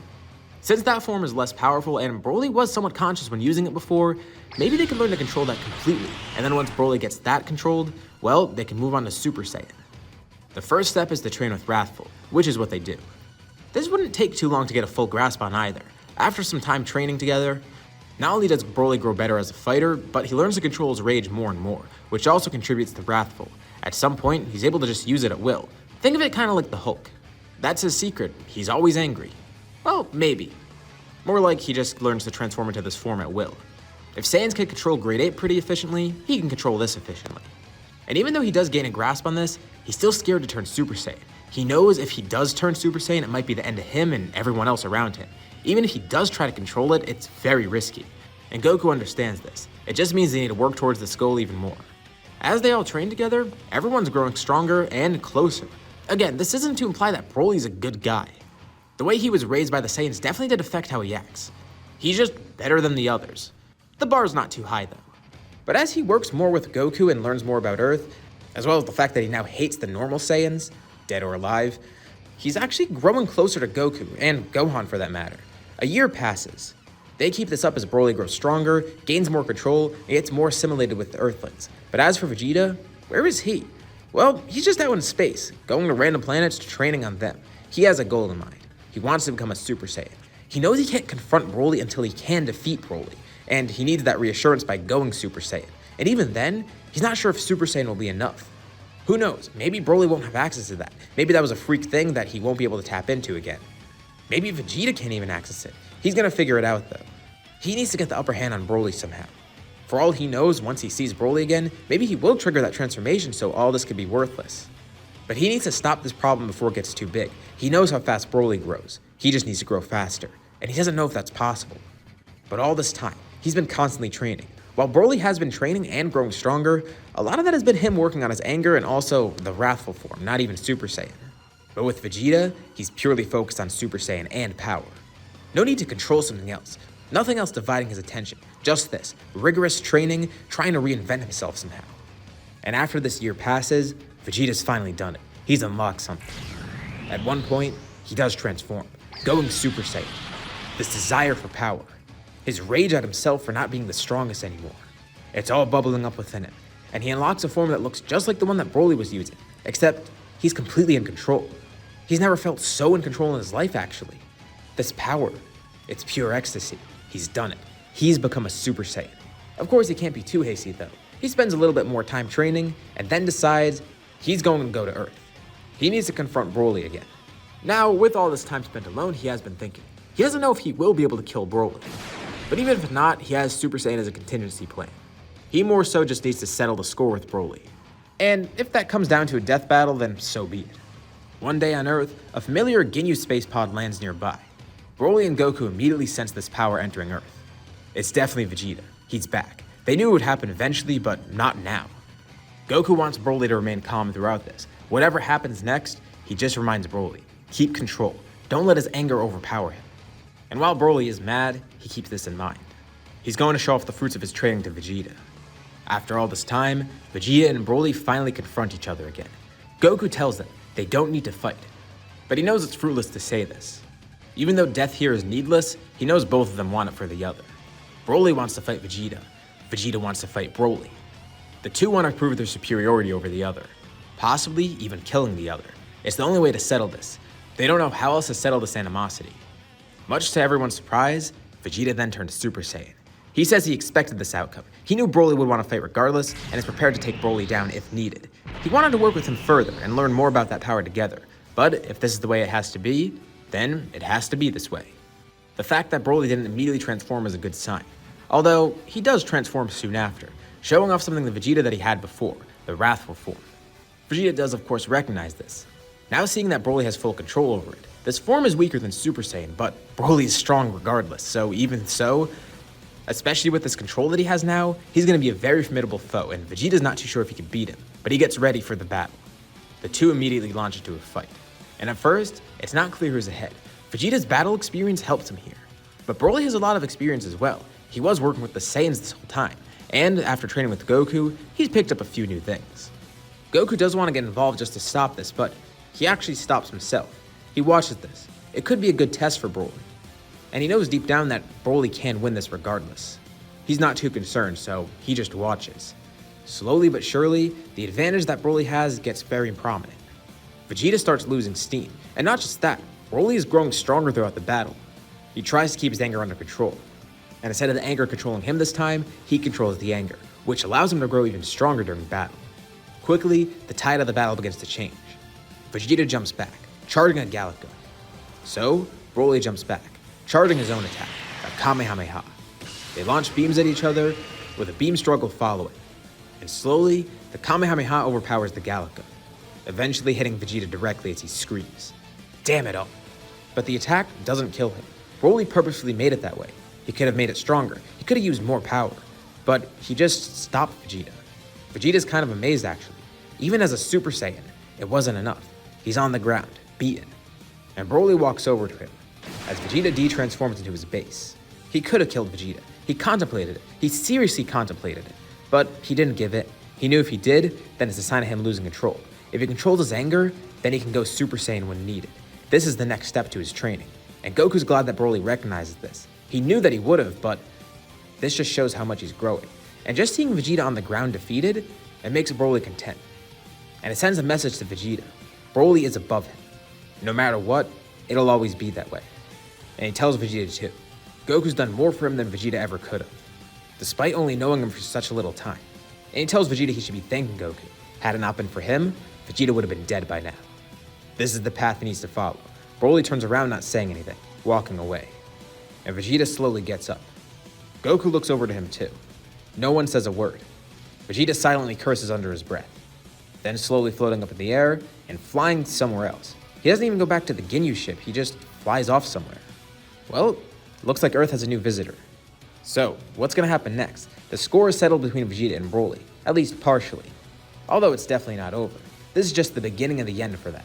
Now, there's a kind of weird living situation on Earth, given the fact that Broly and Vegeta are here on the same planet. And yeah, that makes it sound weird. Like, I'm sure a lot of you guys live on a planet with people you hate, but it's kind of different for Saiyans. Or just anyone in Dragon Ball for that matter. Wow, what a weird turn from the script. Anyways, the two of them kind of have to move past their past, I guess. Because really, what is the other option? Well, as for Vegeta, he was the one that did the wrong things. He more so just has to forgive Broly for trying to kill him because, I mean, it was kind of warranted. But as for Broly, well, he has a much bigger task at hand. He was the one who was wronged, and he has to try and find a way to actually forgive Vegeta. Not necessarily forgive Vegeta, but just, put water under the bridge. And it's going to be tough because consider what Broly's been through. His entire life was basically a lie, guided by the Saiyans. Although, it's not all bad when you think about it. The Saiyans still did take him in and train him and raise him. It's a horrible situation, and of course Broly recognizes that. So does Goku and everyone else, but this actually is the lesser of two evils when you look at it. We saw how it went with Broly when he was just left on Vampa with Paragus. That was not a good life. And yeah, eventually his life did turn good, but that happened so late on. Here it's kind of happening earlier, and he grew up much better. Instead of living on a desolate planet without water or food or whatever, his situation was better, at least comparatively. Like, it wasn't peaceful, and it wasn't enjoyable, but it was better than being on Vampa, especially compared to being with someone like Paragus. An awful situation, but a less awful situation, I guess. That's the nicest way to put it. He would have been dead if not for all of this, even if it's not ideal. Although it's going to take some time. Obviously, he's not going to instantly forgive Vegeta and just forget everything that happened. The point being, there's a path towards that. while Vegeta also has to kind of make Broly warm up to it, or try to make up for everything somehow. Begrudgingly, of course. He's only really doing this for his survival and to make sure that Broly doesn't kill him. And both of those kind of go hand in hand anyway, so yeah, Vegeta's life is at stake here. As for Broly though, he's got some good things in his future. He's going to continue following Goku's path. So far, he has made progress, and Goku's actually a pretty good teacher and kind of a rival to him too. And for once in his life, he has a friend. Actually a few. Mainly Goku and Gohan. It's so strange. And that's huge considering this is a very different Broly here. I mean, he's kind of similar to the Broly we know, but he's also different in a lot of ways, especially because of how he was raised. He was raised alongside other brutish Saiyans. He never had friends or family. He just had comrades, really. And that's why this is so strange. Having people that he can actually relate to. Having people that actually seem to care about him. He's learned to trust Goku, and Gohan, and a lot of the other people on Earth too. It's nice. Speaking of Goku, eventually he's gonna get Super Saiyan. With all this great training, it's gonna benefit him too. It's not just Broly that benefits from it. And there's another big point to remember here. This training isn't just focused on Broly, it's focused on Gohan too, since they have some similar issues. And while they are different, like Broly's just a mutant while Gohan's a hybrid Saiyan with anger issues really, a lot of their training is focused on getting power from anger and trying to control that power, and control that anger as well. With all these great developments here, especially for Goku and Broly, Gohan can use teachings from both of them. He is kind of like a middle ground between the two of them. And with him having more training and more in-depth training like this, I feel like he can unlock Super Saiyan early on. Which is not only huge because he's getting it earlier, but like everyone is just amazed in general. Gohan's a kid and he has Super Saiyan, compared to the other Super Saiyans here. And the fact that Super Saiyan's a fairly recent discovery, this is kind of insane. And it's pretty good timing for him to get Super Saiyan, as well as everyone else's training to go so well. Alright, so now we should be heading to the Android Saga, so what's gonna happen with that? Well, there's no time traveler, so you could probably guess that this is gonna go pretty well, but why does it go so well? If there's no time traveler, that means they win, right? Well, let's get into that. So, my first change here is usually I go with the explanation that Goku got the heart virus due to how he lived as a kid and not from Yardrat. If you're familiar with my videos, you know I usually do that, because it's not confirmed how he got the heart virus, and the other theory around it is that he got it from Yardrat. This time, we're gonna go with that one, which means Goku wouldn't get the heart virus because he didn't go to Yardrat here. Again, this isn't usually the explanation I go with, I'm literally just doing it so it's easier. Cut me some slack. Actually, more like cut Goku some slack. He gets to live here, no heart virus. But just because he doesn't get the heart virus doesn't mean things aren't gonna go bad. At some point, the androids will appear. They've been being worked on, and with some data from Broly, the androids are probably stronger than normal.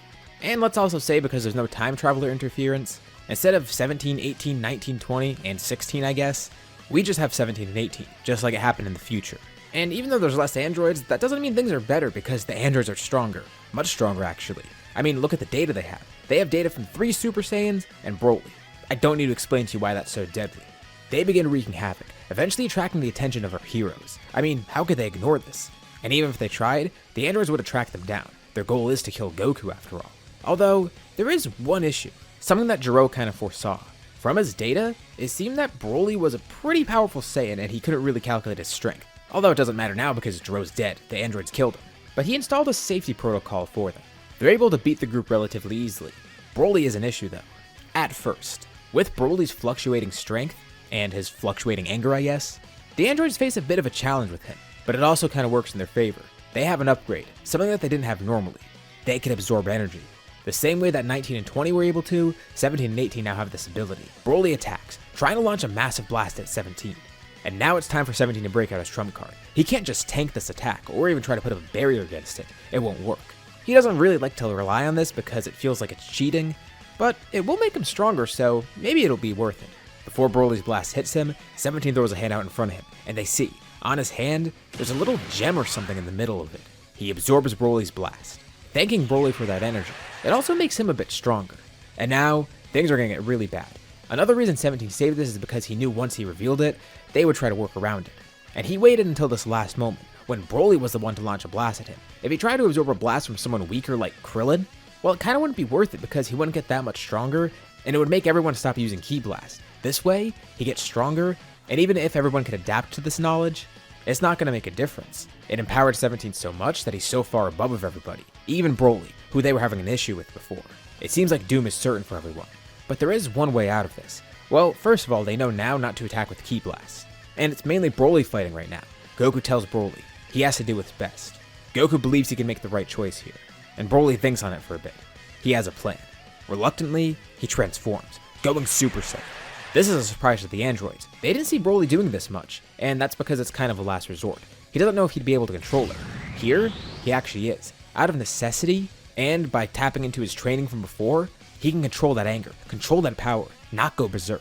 And it is a double-edged sword because of them absorbing energy, so if they were able to grab Broly, they could probably take his energy, and with him being a Super Saiyan now, he's giving off a lot of that. But he knows, he needs to work quickly, not just to defeat the androids, but to make sure he doesn't lose control. And he sees his opportunity. First, he attacks Android 18, who's much weaker than 17 at the moment. Especially with him in Super Saiyan, he'll probably be able to defeat her, and catch her off guard. Of course, he tries to stick a hand out, trying to absorb Broly's power, but he doesn't use Ki Blast. Well, at first, he sweeps his leg at Android 18, breaking both arms so they're not in the way, and with her energy absorption disabled, point blank, Broly launches a Ki Blast from his mouth, shouting as Android 18 is completely decimated by this attack. Good, he took that opportunity. But 17 is still powerful, and this will be an issue. The two clash, and as Broly continues fighting, he continues growing, with his anger also growing, which also increases his power. Everything is snowballing together, he's getting so much stronger. And even though 17 is a formidable opponent, Broly sees a way out of this, a way to win this fight.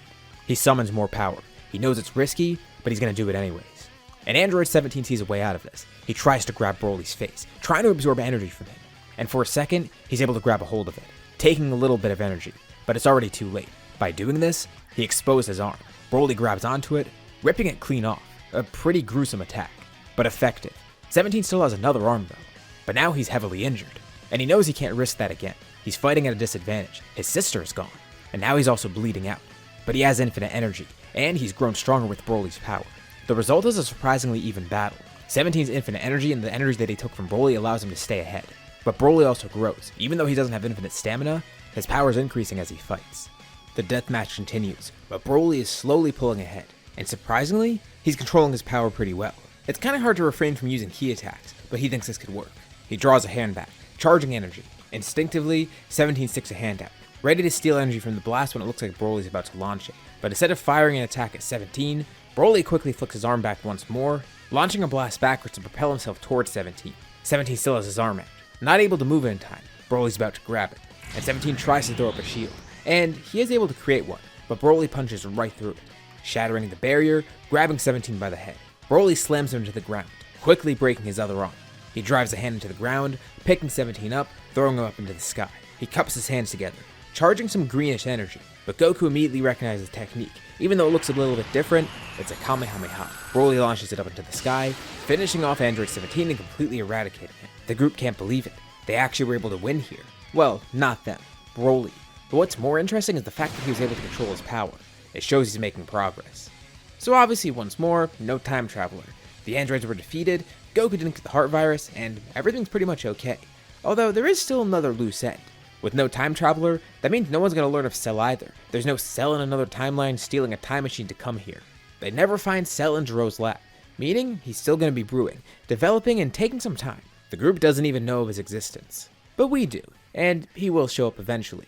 So with the Android Saga just being the Android Saga and not going into Cell, we can just head into a time skip right after. Because not much is going to happen for the time being. Really, right after this, we just go into the Buu Saga, but let's cover what happens during the time skip first. So, Goten would be born. Not much would change that. But one thing that does change is the fact that Trunks is born later. Vegeta still does end up with Bulma, but consider the timeline here. This is happening a lot later than normal, so not only is he in a relationship with Bulma later on, but also Trunks is born later on too, meaning he's actually younger than Goten here, which is strange, but that's what happens. Another big thing is that nobody knows about Super Saiyan 2 yet. They know about Super Saiyan, and the Saiyans that are fighting right now, they do have access to it. Goku, Vegeta, and Gohan all have it, and they are practicing with it, getting better with it, and even finding new grades beyond where they were before. Vegeta would probably discover Super Vegeta, only for Goku to discover grade 4. But they are behind where they are normally because they don't have the experience of the Cell Saga and the Hyperbolic Time Chamber. Broly though is an interesting development because now he actually has control over Super Saiyan. Well, it was tough to control against Android 17, but he was able to do it effectively, so he continues working with that. He needs to get better with it, just to have that reassurance. The group keeps growing stronger, and Broly continues to grow closer, at least with Goku and Gohan. Vegeta is much more secluded than normal. Even though Goku is around, they aren't really rivals here. Broly and Goku are rivals. Vegeta's just kind of there, and he's aiming for the top, but his seclusion is going to actually affect a lot of things going forward, specifically once we get into the Buu Saga. So, a lot of that starts like normal. The only big change here is that Broly is involved in the tournament, and Goku's alive. This is going to be a good experience for Broly, fighting in a tournament which is a much better setting. Of course, they have sparred a bunch, but a tournament will be a really unique change of pace for him, especially because he's never had an experience like this before. Unfortunately for the group, the tournament is interrupted. A fight's about to ensue between Goku and Broly. Right in the first round, they're going to have a good battle, and everyone's excited to see this, especially the two of them that are involved. It's going to be a very fun battle, until Spopovich and Yamu crash it. Goku powers up into Super Saiyan, prompting Broly to do the same, which then prompts Spopovich and Yamu to come in and try and steal his energy. Broly is a big target here, like literally and figuratively. He's quite literally massive, and both of them know that Broly has a lot of power, so this is going to be perfect for Babidi. They're able to successfully attack him, especially with some help from Kibito, who paralyzes Broly. This will be very useful. It'll lead them right to Babidi's ship, although Shin and Kibito don't realize the mistake they're making. Spopovich and Yamu immediately retreat, and the group tries to go after them, but Shin and Kibito then intervene, introducing themselves and saying what's going on. Wait, that was their plan? Let them steal Broly's power? That's a terrible idea. Did they see how much power Broly had? Like, sure, if it was anyone else used as bait, maybe that would have worked better, because it wouldn't be giving so much energy to Buu, but this is gonna give way too much energy to him. Great, now they have to clean up this mess. So, they go out to Babidi's ship. Dabura tries to attack right away, but Broly's kinda pissed off here. I mean, he was just stabbed, and this plan is stupid. He's gonna do things his way. Shin and Kibito warn not to give more energy, but their warnings fall on deaf ears because as soon as Dabura attacks, Broly then attacks too. And much to the surprise of everyone, he kills Dabura in one shot, while in Super Saiyan, of course. He immediately powers back down. See, there's a way to do it without using too much energy, but still getting it done quickly. Immediately he launches in towards the ship, with the rest of the Saiyans following, and then Shin and Kibito. Broly launches right through the ship. He doesn't even try to fight Pui Pui and Yakan because he just launches right through the floor of each part, basically dismantling the entire ship, killing Pui Pui and Yakan and any other soldiers in the process. Babidi only needs a little bit more energy. The amount that he got from Broly is a lot, and just a little bit more will awaken Buu.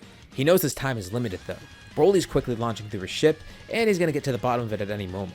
But Babidi hasn't just been sitting there waiting for him. He's been working quickly too. He knows Broly's going to work quick, so he did the same. Right before Broly gets to the bottom of the ship, Babidi begins performing a spell. Broly hears someone screaming behind him. It's Vegeta. He flies back up to the surface, with everyone else there surrounding him. They have no clue what's going on with Vegeta, but it's not good. And then Shin realizes he's being possessed by Babidi. Of course, Vegeta's not going to resist. He actually welcomes this. And thus, we have the birth of Majin Vegeta. He stares down Broly, and then grins. He then looks over to Goku, pointing to him as well. Now, he can finally settle the score with these two Saiyans. He'll prove he's above them. They will fight to the death. Majin Vegeta awakens, with Buu ascending from the ship as well. Well, it seems like that was a little bit premature. Babidi severely underestimated the amount of energy that he already had, and at the same time, overestimated the amount that he needed.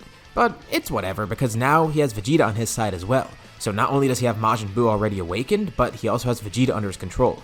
It's kind of a win-win actually. He tries to control Vegeta, but Vegeta's not actually in his control. Alright, that's kind of an issue. He just granted Vegeta some extra power, and he's actually not under his spell.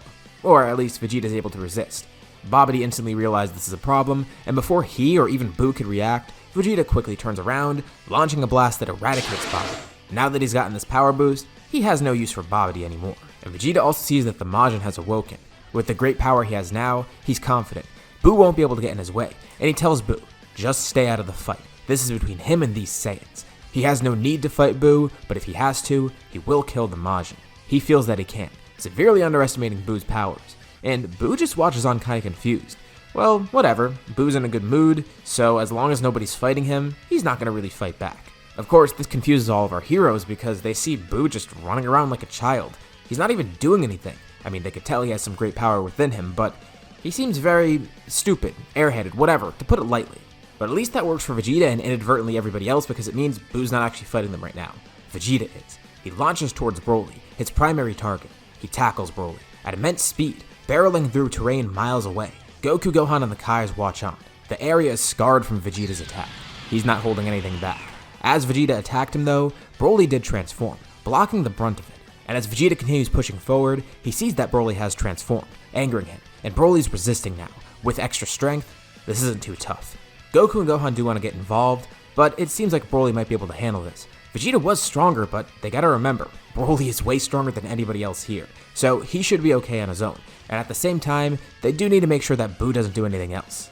Goku and Gohan stand together, powering up, and Goku looks to Gohan. That rage that Gohan's always felt, the one that he's learned to control, he needs to utilize that now. Harness that power, use it against Buu, and they might be able to win here. Gohan acknowledges it. His training has served him well. Not only is he stronger from this, but he has this better control, meaning he can grasp this rage, use it against enemies. Very similar to how Broly does so. He doesn't have a full grasp on it yet, but he can tell once he gets that, he'll unlock something new, a power far beyond where he is now. But with the control he has now, it still seems like it'll be enough. He powers up fully, going Super Saiyan 2. A fight between them and Buu ensues, and meanwhile, Broly and Vegeta's battle continues. Broly has been trying to ascend Super Saiyan, but hasn't really had any luck so far. He's seen the people around him get Super Saiyan 2, but for Broly it's a much different case. He doesn't even know if he can get that, or if he does get some power beyond Super Saiyan, what will his full power look like? He has no clue, and he's actually kind of nervous to do so. He knows he has the power within him, and if Vegeta continues to be serious about this fight, Broly might have to use it, and he doesn't really want to. He's reluctant. Super Saiyan right now is enough to hold off Vegeta, but he could tell. If he doesn't try to stop Vegeta right now, well, Vegeta's just gonna keep going and possibly even try and kill everybody. Vegeta's unhinged right now, and Broly can't stop him, but that would mean Broly would be unhinged as well. Vegeta continues pummeling Broly. He blocks all the attacks, but they start doing more damage. Vegeta's power and anger is overflowing. Broly's mostly on the defensive, trying to talk to Vegeta too, trying to get him to snap out of this. This isn't him. He knows Vegeta's not really the greatest guy, but after everything that's happened, he really wants to reignite this grudge again, even though he knows that he probably won't even win here, and Vegeta tells Broly to shut up. He can do whatever he wants. This power, it's great. He's felt like this for a while, and now they could finally fight all out in an even match. This power leveled the playing field, and they could finally set the score here. And Broly wonders, is Vegeta trying to kill him, or is he just trying to have an all-out battle? He can't tell, but he doesn't really want to take the risk either. He needs to stop Vegeta in whatever way possible, and he reminds Vegeta knows he has more power stored away, right? And that's exactly why Vegeta's pissed off. Broly's not using it. He wants him to utilize that power. He needs to. And Vegeta keeps pressuring Broly, trying to anger him in any way possible. If Broly doesn't unleash it now, Vegeta will just leave this fight, going to kill whoever else he can. He'll have Broly unleash that power in whatever way possible, and he won't stop until it happens. But he's pushing Broly a little too far, and that anger is starting to show. His aura, it was already like a greenish golden color, but now it's becoming more green, just pure green. The same type of aura they see when Broly is enraged, and it's getting more intense, more fiery, and Vegeta laughs. He continues to coax Broly into this, unleash that anger, and he watches. Broly is encapsulated by these green flames. He shouts. His eyes, they go completely blank. The entire area is illuminated green. Back where Goku and Gohan are fighting Buu, they can sense this going down. What's happening over there? Even Buu is interested too, and he wants to go find out what's going on. That seems fun. Goku and Gohan are doing a good job at holding him off, but now Buu just leaves. And as they're flying over there, even following Buu, which is kind of weird, they see a pillar of green ki. And they're so far away that they can barely see Vegeta, but they see. He's standing there, laughing, excited. The pillar of ki in front of him dissipates, and they see Broly standing there. It looks just like he did when he first turned Super Saiyan, but something's even weirder this time. He already bulks up a lot when he goes Super Saiyan, but here he's even bigger. He's become noticeably larger. His aura is green now and much more rampant. And the biggest change of all, his hair is green. What is this? And Vegeta's laughter is interrupted. This form, it's actually terrifying. This is Broly's full power version of Super Saiyan, and he is completely berserk. He doesn't even know what he's doing. He just acts on instinct, essentially. Broly launches toward Vegeta. Just the power of him launching towards Vegeta creates a massive shockwave, sending everyone flying back, even Buu. And Buu gets even more excited seeing this, flying into the battle as well. Lava erupts from around the area. Green flames surround everything. Vegeta receives a powerful punch from Broly, and immediately can see that he's completely outclassed. Broly has lost his mind essentially. He's berserk just like he has been before, but now he's even stronger. Vegeta tries desperately to fight back. He's in over his head. And just as quickly as this all happened, Broly knocks Vegeta unconscious, and then he charges a mouth beam, ready to actually kill Vegeta. But before he launches this blast, Buu then flies in, clapping. That was hilarious. He loves to watch this, and he wants to fight Broly now. Of course, Broly doesn't even know what Buu's doing, and he just launches the blast, and Buu tanks it all. He's barely able to jump out of the way in time, and half of him gets incinerated. Of course, he's able to regenerate from this too. But now he's excited. He gives off an evil grin, ready to fight Broly. Goku and Gohan then fly in as well, trying to get Vegeta out of the way. That M on his forehead, now that he's unconscious, that M is gone. So he's probably back to normal, hopefully, and that means they won't have to deal with him anymore. They give him to Shin and Kibito, and Goku and Gohan say they will handle this. They've had to deal with the Broly going berserk before, and they'll deal with it again. And this might also work in their favor. Maybe Broly can kill Buu, and then they can get him to harness this anger, stop this battle. As Broly and Buu continue fighting, Goku and Gohan yell out towards Broly. He sees them, distracted. Buu attacks while Broly's distracted, and that just pisses him off. He grabs Buu's arm, slamming him to the ground, and then flying over to Goku and Gohan, ready to attack them as well. And Gohan jumps in front of Goku, blocking the attack, taking a lot of damage from it, but he's able to just barely guard against it. He doesn't even fight back. He tries to talk to Broly. The two of them are trained together. They know how to handle their rage, and he knows Broly can control this as well. He reluctantly used it after all. Vegeta just forced him into this. Goku tells Gohan to stop. It's too dangerous, but Gohan says he's got this. He keeps receiving punches and kicks from Broly, each more powerful than the last, and Goku can barely even watch. He jumps in too, trying to help Gohan, but he knows Gohan's the one that will be able to get to Broly. It's what their training was for after all, and Goku was involved, but Gohan and Broly, they have that connection there. Gohan knows firsthand how to control this, and they continue trying to reason with Broly, while Buu even tries to attack Broly as well, and he's able to hold off everybody. And then, Buu ends up attacking Goku and Gohan, and this resonates with Broly. For a brief moment, he regains his consciousness, seeing what's going on, and Goku and Gohan can notice. His aura, it's flickering. Instead of being rowdy and uncontrolled, it's becoming more refined. And once more, Broly shouts, powering up, or rather, harnessing his power and powering down actually. The ominous green glow around the area dissipates, but Broly's intense aura remains, although it's a lot more refined. And he stops yelling. He stands there, still in the same form, but he's not attacking anyone. He's shaking, trying to control the power that's overflowing. His eyes are closed, but he opens them, those same yellow eyes they see in his Super Saiyan form. He looks over at the three of them, and then turns his eyes onto Buu. He vanishes, appearing behind Buu, grabbing him by the head, swinging him around above him. With immense speed, he launches Buu out into space.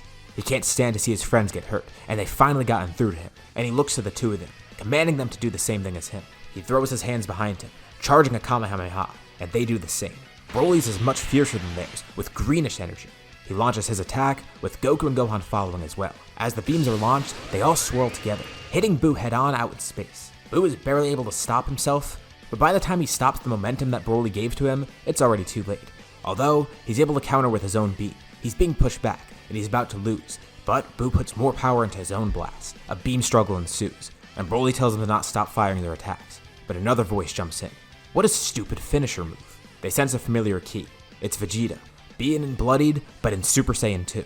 He yells out to Broly, commanding him and even Goku and Gohan, kinda like he did in the old days as part of that Saiyan crew. First, Broly is angered by it, but he realizes that's the point. It's a display of Vegeta's pride, accepting that Broly has bested him, but still keeping that old dynamic. And at the same time, he wants Broly to unleash that anger again. He's learned to control it, but if he holds back, they're not going to be able to defeat Buu. Vegeta isn't doing this just to be an ass to Broly, he's trying to help.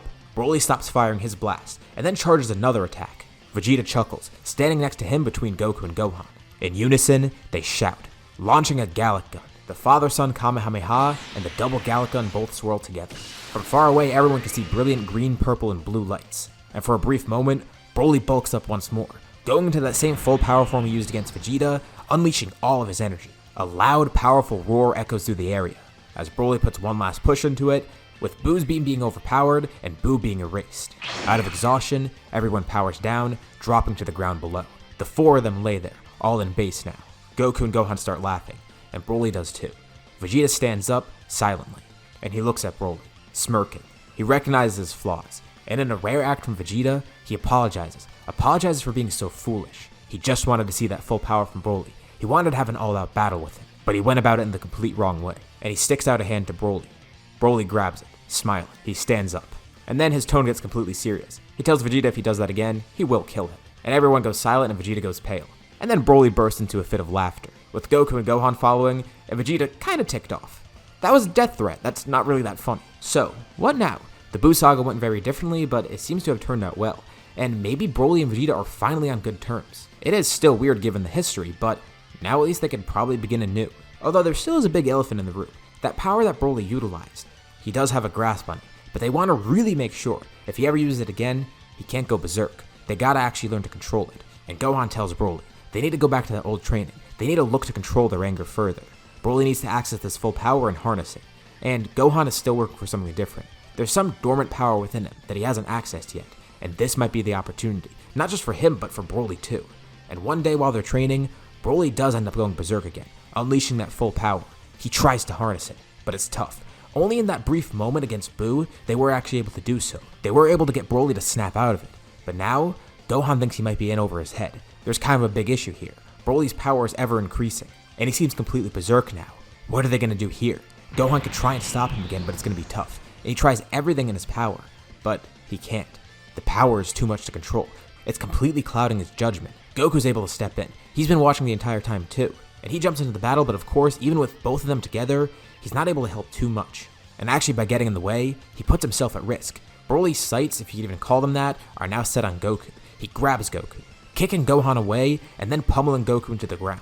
Goku tries talking to Broly, but he can't even get a word in. He keeps receiving attacks, and if this continues, Goku is going to die. And Gohan tries to get back in the fight, but Broly keeps knocking him away. He's not going to be able to get through to Broly. What have they done? But every time Broly knocks him down, Gohan gets back up, seemingly a little stronger than before, and also angrier than before. He needs to stop this in whatever way possible. Broly's about to land a finishing attack on Goku, but he's distracted by something. A powerful aura is surging nearby. The ground is rumbling. Gohan's ki rises immensely. He shouts. Goku's barely conscious. His vision is blurred, but he sees. Something's changed about Gohan. That aura is unlike anything he's ever seen before. A pillar of blue, purple, and white ki, with red sparks of electricity and such. A crater is formed around Gohan, except for a small pillar that he's standing on, and Goku can only see the silhouette of him. He smiles as he loses consciousness, wishing Gohan luck. Vegeta flies in nearby, sensing this battle going on. There's no way they're going to be able to stop Broly, is there? But he senses Gohan's power too, and looks over. Gohan can't even tell how he looks, but Vegeta can see. His hair has grown in length, incredibly rigid, and it's silver. His eyes have turned red, and of course that aura, it's unmistakably different than anything they've ever seen before. Broly is still berserk, and he powers up, getting ready to charge in at Gohan. Gohan has no idea what this power is, but he's ready to utilize it to its fullest. He looks over at Vegeta, and Vegeta's terrified to see Gohan's appearance. What the hell are these two? First Broly and now Kakarot's kid? Gohan assumes a battle stance. This is Gohan Beast. Gohan stares down Broly. Broly charges in. Gohan vanishes. And Broly's left confused. He's not fighting the same person he was before. Not that he's even really conscious right now. His anger's controlling him. There's a trail of flames leading from where Gohan was before. He tried to sidestep out of the way, but he flew far away. So fast that his movement alone created a shockwave. Goku's unconscious nearby, but Vegeta's watching. From far away too, just so he doesn't get involved. He's able to grab Goku and get him out of there. What is this strength? Gohan doesn't even know his own power, or his speed. Whenever Gohan tries to maneuver at all, he moves so fast that it even shocks him. But after a few seconds go by, he's able to kinda get the hang of the movement. Now it's time to try that power out. Broly turns around, charging at Gohan again. He delivers a powerful punch, but Gohan's able to block it, actually with one hand. Surprisingly, he seems to be matching Broly in power. Broly tries punching as much as he can, but Gohan's able to block everything. The entire area is shaking from the punches. And out of anger, Broly jumps back, powering up again with his aura flaring up. Gohan does the same. The two begin charging. Their auras dueling with each other. Vegeta even has to kind of shield his eyes from it. It's so blinding. Slowly, Goku wakes up, barely able to stand. He asks Vegeta what's going on, and he just tells Goku to take a look for himself. Goku weakly chuckles. He knew Gohan had that power within him, as well as Broly too. Broly just needs to learn to control that. But Gohan? He has control over his, it seems. Well, partially. He still needs to learn the strength of this form, but he's conscious at least, unlike Broly. Gohan looks over to where the other two are, glad to see that Goku's okay. Relatively. He was still beaten pretty badly, but that at least puts his mind at ease. He calms himself a bit. His aura grows smaller and smaller, condensing within him. He collects this power and channels it. He feels a bit confident. Maybe he could beat Broly here and now, but that's not what he wants. He needs to keep this battle going until Broly can control that strength. Although, no matter what happens, they still can't really get through to Broly. Gohan is able to kind of subdue him, and the explosive battle continues, but at some point, Broly does regain control. Although, once he does, his hair turns from green to yellow again. He looks completely bewildered, and then he realizes what he's doing. Quickly, he jumps back and powers down, looking at Gohan. He doesn't know what form Gohan's in, and he doesn't even really know what just happened. But this is a start. Gohan catches Broly up to speed. He wasn't able to control that other power that he had, but he was able to de-transform at least. So, that's a start. He can go into that full power form, but he can't control it. Although, he can't control when he transforms out of it, so that's something. This isn't the end of the training though. Gohan was glad to have that battle because it did help him as well. And the two continue this. He tells Broly, utilize that power again. And reluctantly, Broly powers up. Stronger than before. The two are about to clash once more, but before their fists can connect, somebody appears between the two of them. And they don't pull the punch at all because this person appears so quickly. And they only realize at the last moment because this person, with one finger on each side, he blocks both their punches. Vegeta's stomach drops. He immediately can tell who this is, and he tells Goku, that's Lord Beerus. Beerus rubs his eyes, still a little bit tired, and also a bit annoyed because whatever this fight was, it woke him up. He was having a good dream about some sort of Super Saiyan God or whatever. He came here to just destroy whoever woke him up. But he is impressed by their power, and as he looks closer to the two of them, as well as the other two that are standing watching, a quick realization hits him. These are Saiyans. I mean, he sees Vegeta after all, and the other three look like Saiyans. This wakes him up immediately. His eyes widen. He looks over at Gohan and at Broly. He doesn't sense any godly power within them, but that strength. They can't be Super Saiyan gods, can they? This has to be something else. Gohan is still completely bewildered, but Broly just lunges in towards Beerus, not even thinking.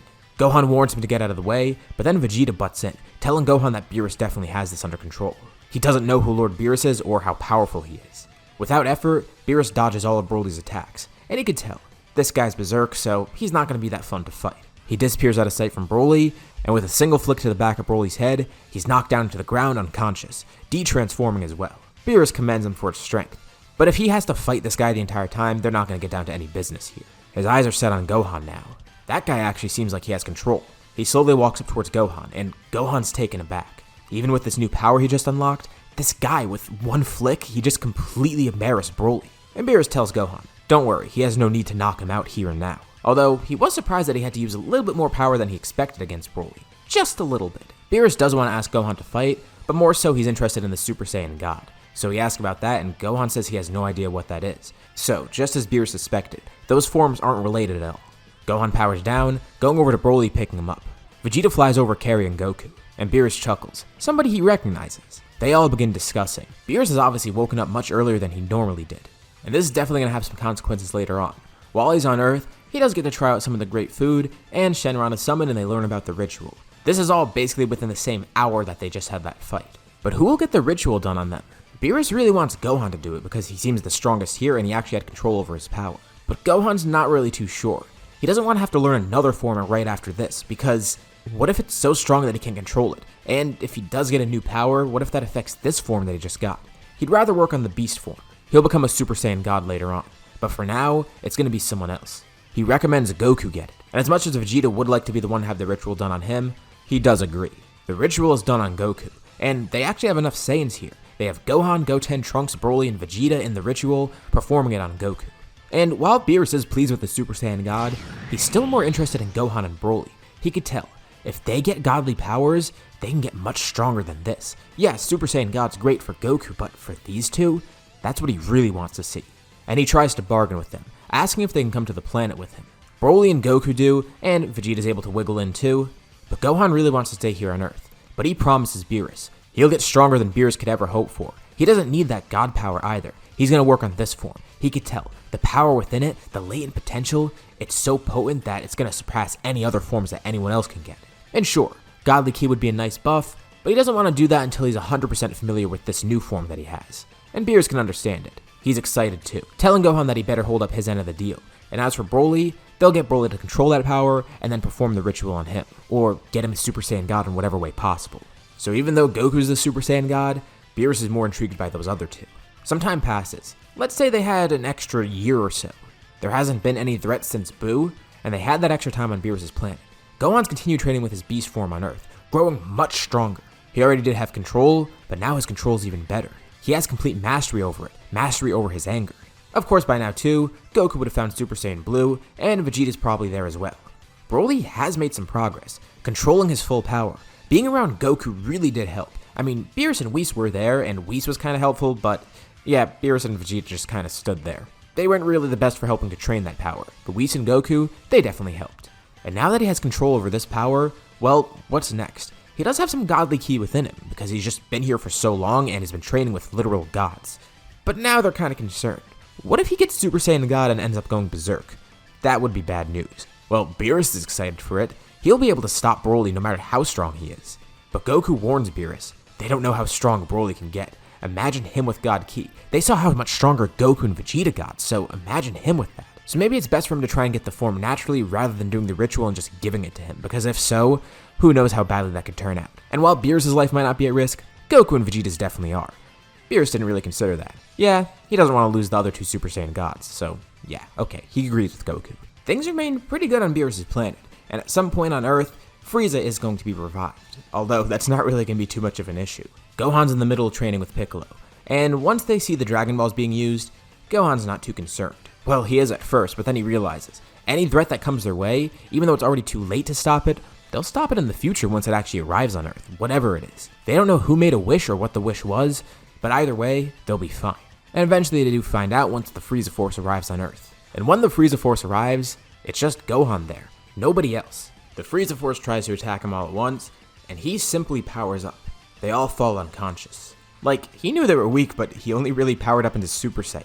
And seeing this pisses Frieza off. He steps off the ship. So, there's another Super Saiyan now. That brat. He's the son of that other Saiyan that he saw a while ago. But that makes no sense. Did that other guy get Super Saiyan as well? All he remembers is Broly, and he barely remembers that because it happened so quickly. And Broly's Super Saiyan form was so much different than this. He has no clue what's going on. This is a much different Super Saiyan than the one he saw before.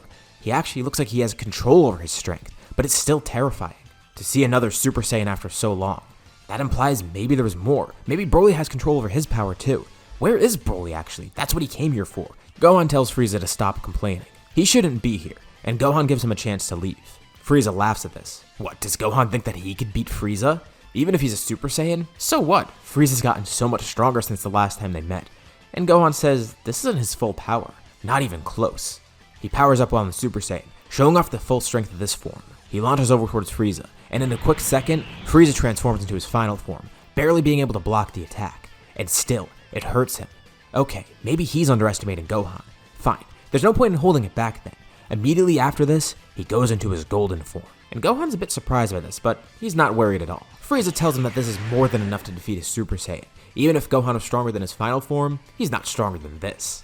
But Gohan reminds Frieza, this wasn't even close to his full power. Gohan's eyes glow red, and sparks of red electricity surround him. Frieza flinches for a bit.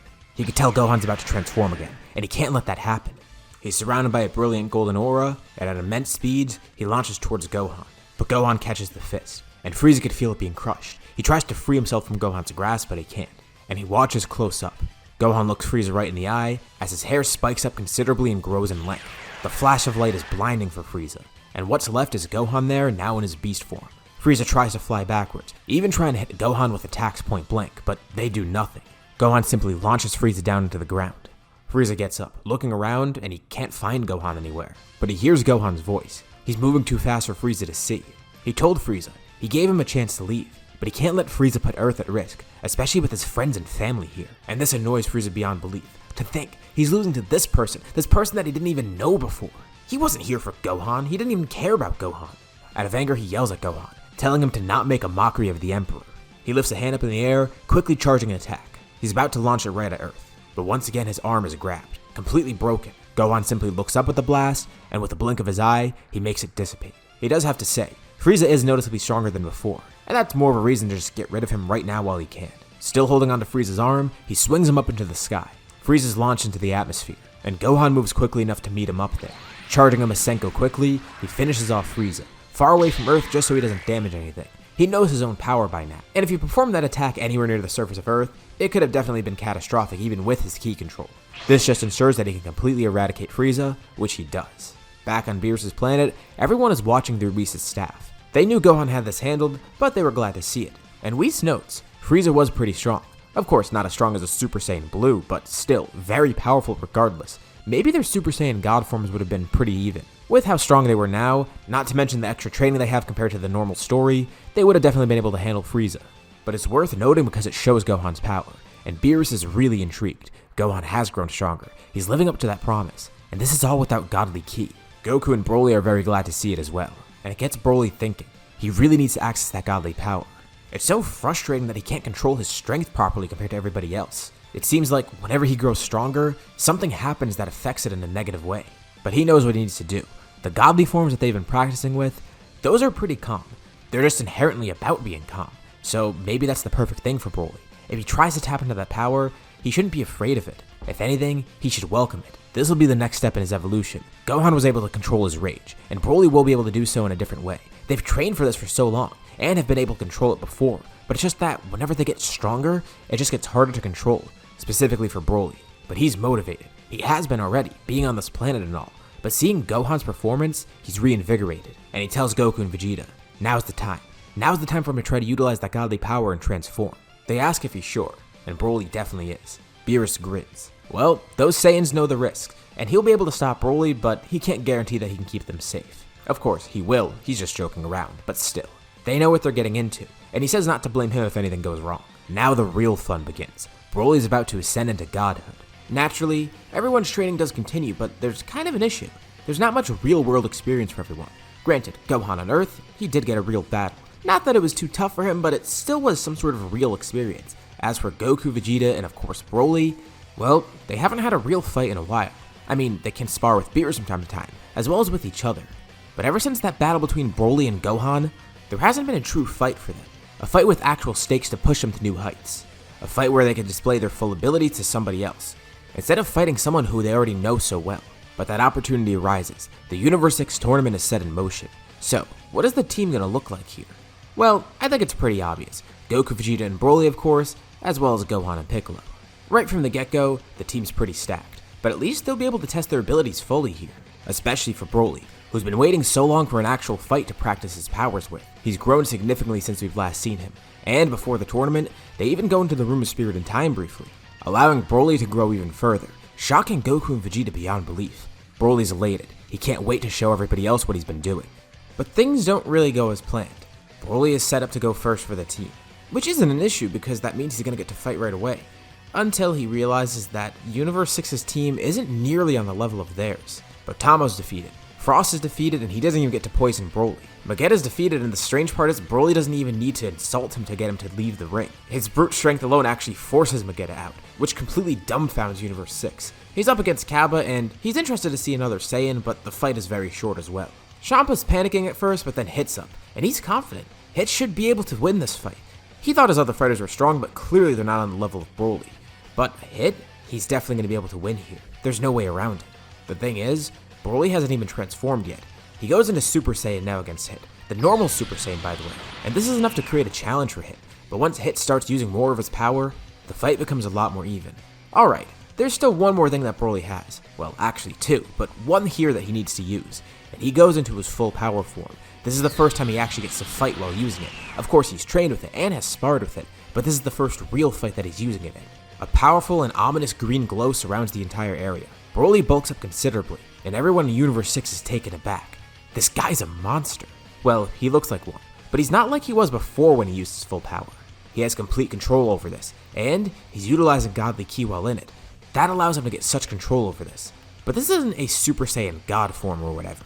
This is just his normal full power, and he comments on that, which is pretty weird for Hit. Is he implying he has more power? Broly doesn't answer that question, and instead goes right into the battle. His speed and strength absolutely shock Hit, and even with time skip, Hit can't win here. But he could tell, Broly's holding back, and he wants to fight Broly again. He feels like that would be a great challenge, especially for him honing his abilities. That might be a good battle between the two of them. It would definitely be mutually beneficial. And this also intrigues Beerus. What was Broly holding back? If Hit was saying it, it must mean something. And he never answered that question about having a form or a power beyond this one. Beerus can sense the God Ki within Broly. It's overflowing. He can't hide it. And with that much Godly Ki, he has to have Super Saiyan God or something like that. What's Broly hiding from him? What did he unlock in the Room of Spirit and Time? Following the Universe 6 tournament, there's no time traveler, and Zamasu never actually acts. Hit messing with time does kind of piss him off, but there's nothing to send him over the edge. He didn't see a God form utilized, and there's no other timelines that have been messed with. But instead of the Goku Black Arc, a few things are going to happen differently here. Let's start back on Beerus' planet.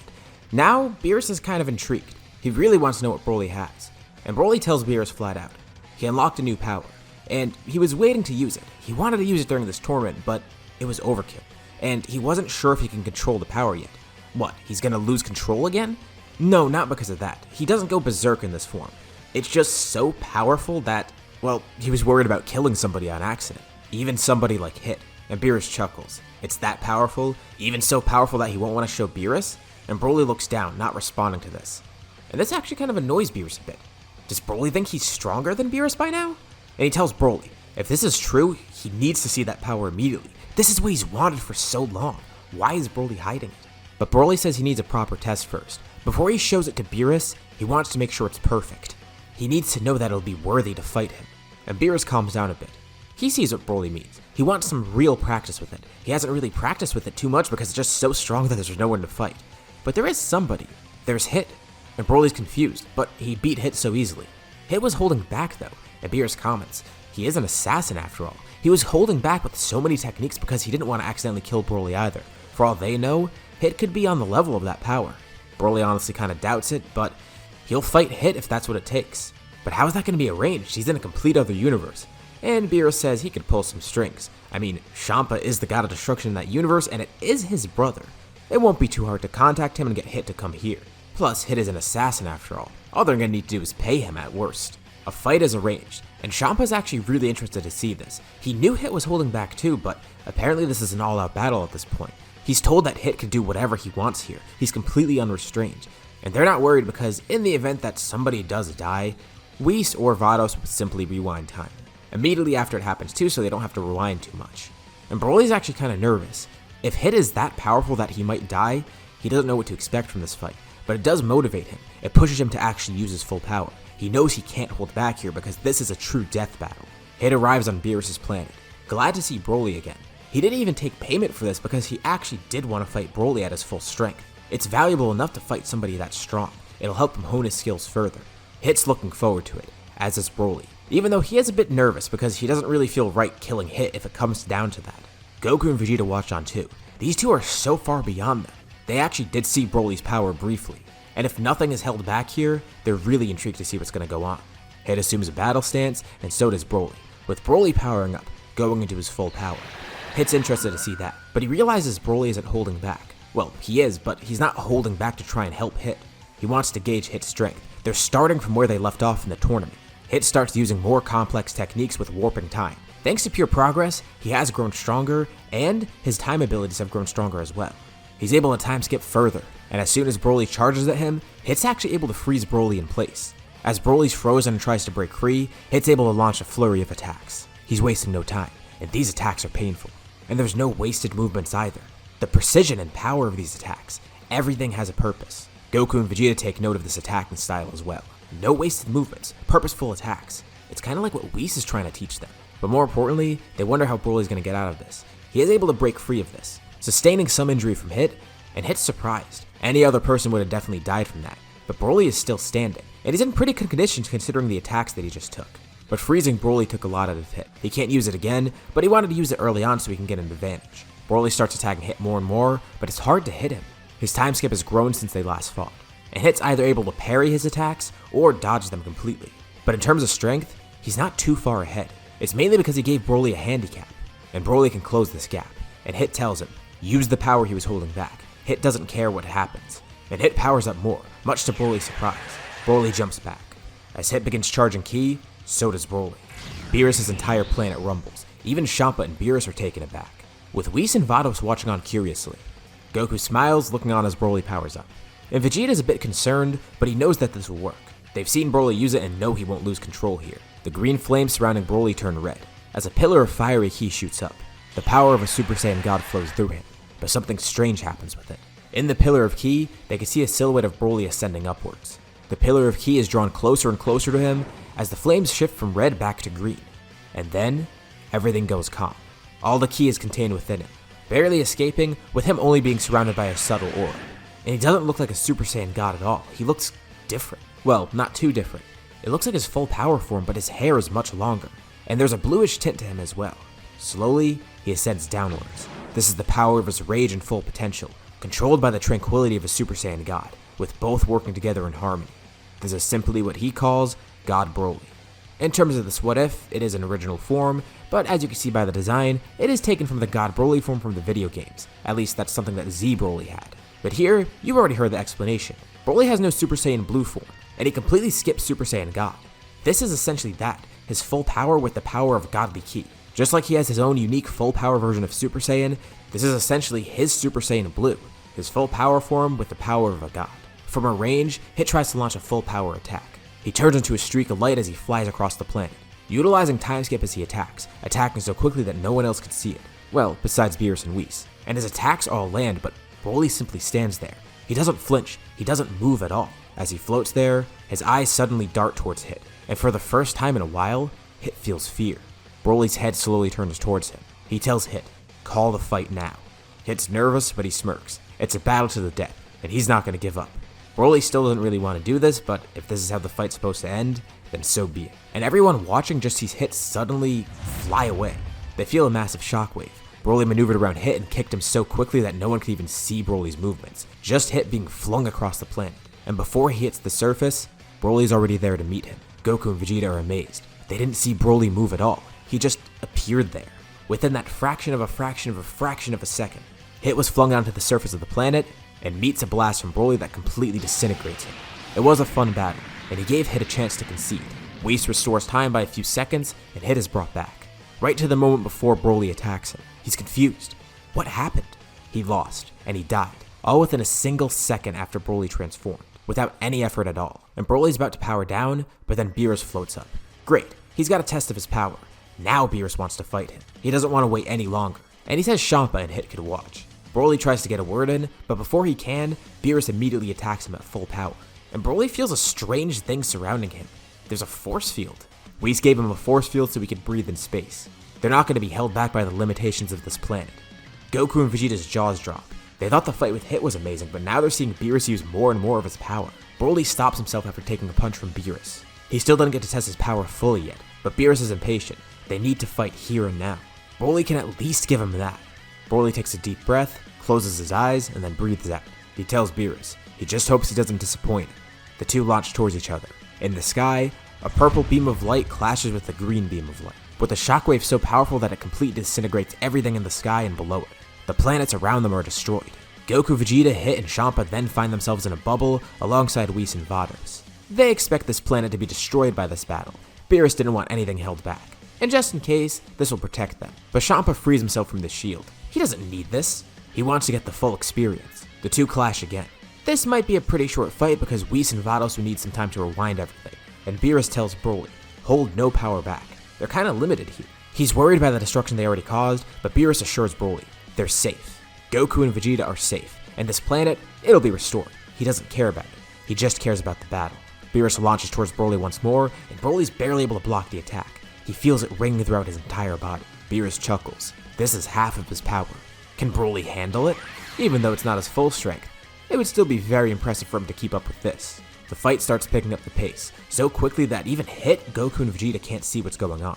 They're just moving so quickly. They continue the clash, and the planet gets more and more destroyed, as well as everything else around it. They're zipping around beyond the speed of light, many times beyond it actually. Just from the shockwaves of their collisions alone, the planet is completely disintegrated, and the entire realm in which the planet exists is shaking. Beerus tells Broly. He takes back what he said. There needs to be some limit to this, which is why he's only at 50% right now. Although, even this is kind of overkill. If they keep clashing at this speed, the entire universe will be destroyed. So they're just gonna fight until Broly taps out. And Broly's confused by this statement. That means Beerus thinks he could win. And Beerus says he doesn't think he can win. He knows he will. Broly's powerful, and he's enjoying this fight so far. But Broly still has a long way to go. The two continue clashing, zipping around the universe together. Broly's able to steer Beerus clear of any planets where he senses even a fraction of energy, just to make sure their collisions don't destroy any inhabited planets. Entire galaxies are eradicated, just from their movements alone, not even them clashing. They continue exchanging blows across the universe, as Whis and Vados travel along keeping up. And in the bubble they're traveling in, the immense speed at which they're traveling just flings them to the back of this bubble. Broly tries to use a beam attack, but Beerus grabs his hand. As annoying as it is, he can't use that. It still might destroy the universe, especially if it's something at full power that Beerus is going to have to contend with. So, they resort to melee attacks still, and Beerus begins speeding up, rapidly. Broly sees purple streaks of light surrounding him, and that's because Beerus is moving so fast that Broly can't register it anymore. He feels a punch to the right side of his face, a kick to the left side of his hip, a punch to his back, a kick to his side. He's being attacked by Beerus rapidly from all angles, and then Beerus appears above him, slamming Broly downwards into the void of space, with Broly being knocked completely unconscious. And Beerus stands there, powering up as he screams. He's elated. That was an awesome battle, just what he needed. The destruction they caused was immense, to say the least. But Vados then rewinds time a little bit, so everything is restored, and Beerus commends Broly. Even though he didn't win, it still was a really fun battle, and it was impressive to see that Broly was able to steer them clear of any inhabited planets. He was thinking so sharply during battle, enough to do that, and he didn't disappoint Beerus. The opposite, actually. Beerus is impressed, and he can't wait to see where Broly goes in the future. Soon enough, they'll have a full power battle that's actually evenly matched. One where Beerus can use 100% of his power. Even though time was rewinded, there still are consequences to this battle, It was rewinded to right before the battle started, so Broly and Beerus's full powers are still sensed around the universe.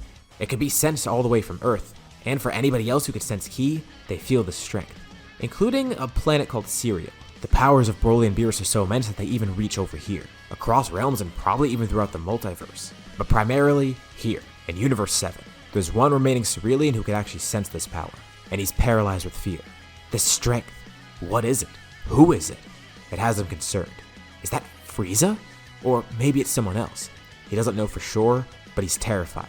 But maybe there's a way to act on this. At first, Granolah doesn't really do much about it. He continues his work like normal, wondering who that power was. But the Heaters notice that as Granolah's working, he's acting weird, like he's hiding something from them. He seems quiet about something. Honestly, he was thinking about trying to seek out that power and using it to defeat the Heaters and Frieza, but he doesn't know who this power is and he kinda doubts that it'll work. He'd have to get that power on his side in the first place, and he doesn't even know if he could find it. But the Heaters ask pretty plainly. He sensed that power too, didn't he? Of course, they would notice it as well. And Granolah asks if they know who it is. The Heaters say they're not too sure.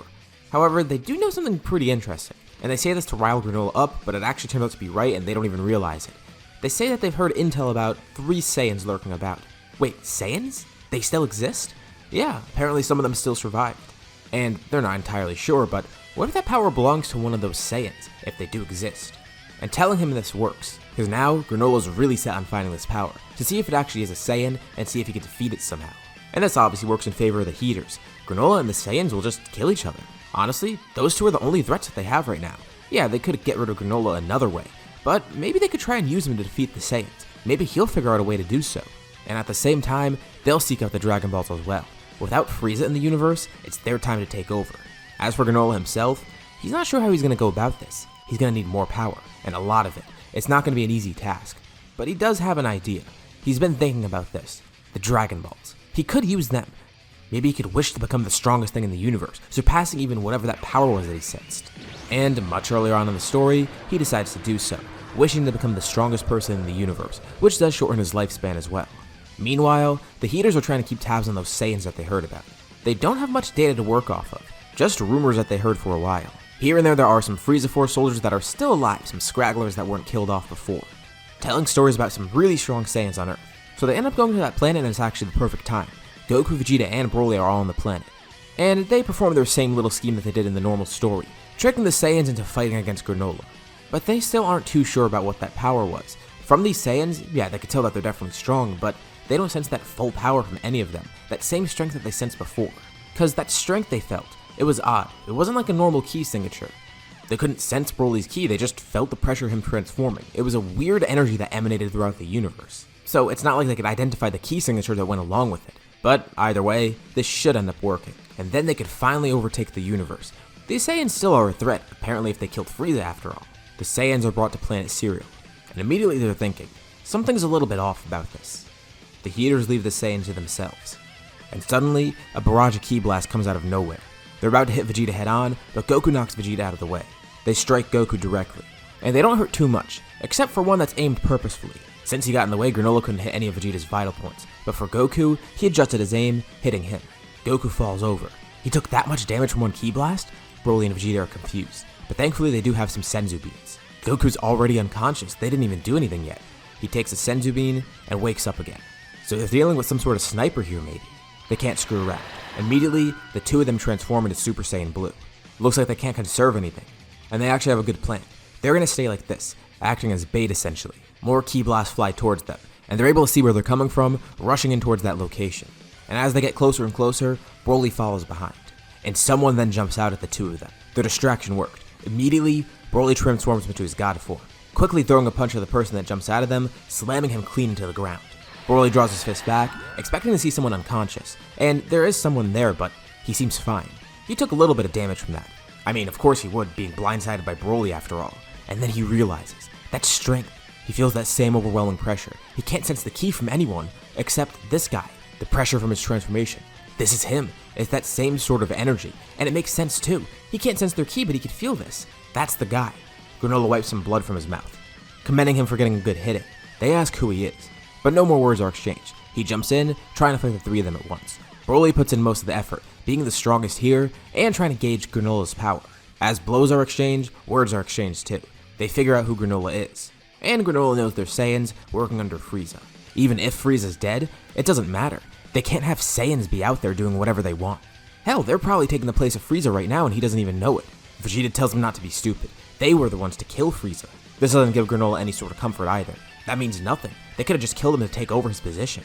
At least that's what the Heaters have been theorizing too. Granolah's fighting the three of them at once, and realizes he needs to take out Broly before he can get anywhere with this. He strikes Broly right in a vital point, and it does hurt Broly at first, but he rebounds instantly. Granolah looks scared, jumping back. That was a full power attack, right into a vital point. Broly coughed up a bit of blood, but that was it. He felt pain from it, but now he's fine.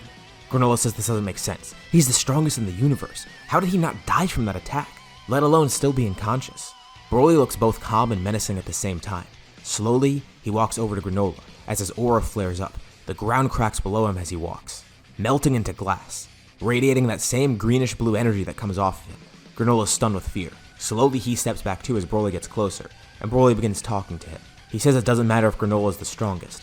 Broly is constantly growing, and will become the strongest again. Just give him a little bit of time. And then, there's no way Granolah will win. He vanishes from Granolah's sight, moving too fast for Goku and Vegeta to see, but Granolah can kind of track him. He can keep up with that speed. From the tree lines, Broly then swings around, grabbing onto a tree and using it to vault him right into Granolah. His foot is out in front of him, trying to kick Granolah, and Granolah guards against it, but Broly vanishes once more, moving quick enough to maneuver around Granolah, kneeing him right in the back, then elbowing him right in his head. He's even able to quickly rip oatmeal off Granolah's face, flinging him away. Granolah stumbles backwards. This makes no sense. The battle continues, with Goku and Vegeta watching on too. Broly learns of Granolah's wish, so he truly is the quote-unquote strongest in the universe, at least for the time being. But does he not see a problem with that? He's fighting the second strongest in the universe, theoretically, because Broly thinks that he's going to grow beyond Granolah. And this other person that he's fighting is growing so fast that he's probably going to surpass Granolah. Not to mention, there's two other people alongside him. It doesn't matter what Granolah's strength is. He's still outnumbered here, and potentially going to be outmatched very soon. As Goku and Vegeta watch from the sidelines, somebody else then flies in on a spaceship. An old Namekian steps off it, holding that device that was on Granolah's face. He wants to stop this right now, and they don't know who this Namekian is, but he begs them to stop fighting Granolah. This is all a misunderstanding. It shouldn't be happening like this. And as Minato looks closer at Goku, he recognizes him. Wait, he looks just like Bardock. It can't be a coincidence. Even more proof that this is all a mistake. Right from Granolah wishing to become the strongest, he knew it was a mistake, but he could tell something is very off here. Granolah sees Minato and hesitates, and Broly hesitates too, asking who that guy is. And Minato tries to calm them down, stopping the fight. Minato throws oatmeal back at Granolah, and he puts him back on his eye. And this time Broly actually hears oatmeal talking to Granolah. Apparently he was throughout the entire fight, trying to convince Granolah to stop. Something's wrong here. But these Saiyans, they're here to kill him. They're Saiyans too, he's gotta get rid of them. But the three Saiyans repeat what they've been told by the Heaters, and reiterate the fact that they're not working for Frieza. The exact opposite actually. Or they hated him at least when he died. They didn't take over his crew or whatever, and they didn't kill him to take his influence. They killed him to get rid of him. He attacked them multiple times. And it's Frieza after all, is completely justified. Everyone begins talking with Minato trying to act as a mediator, and Goku and Vegeta jump in too. Broly is able to simmer down, then de-transforming, showing Granolah he's not here just for bloodlust or whatever.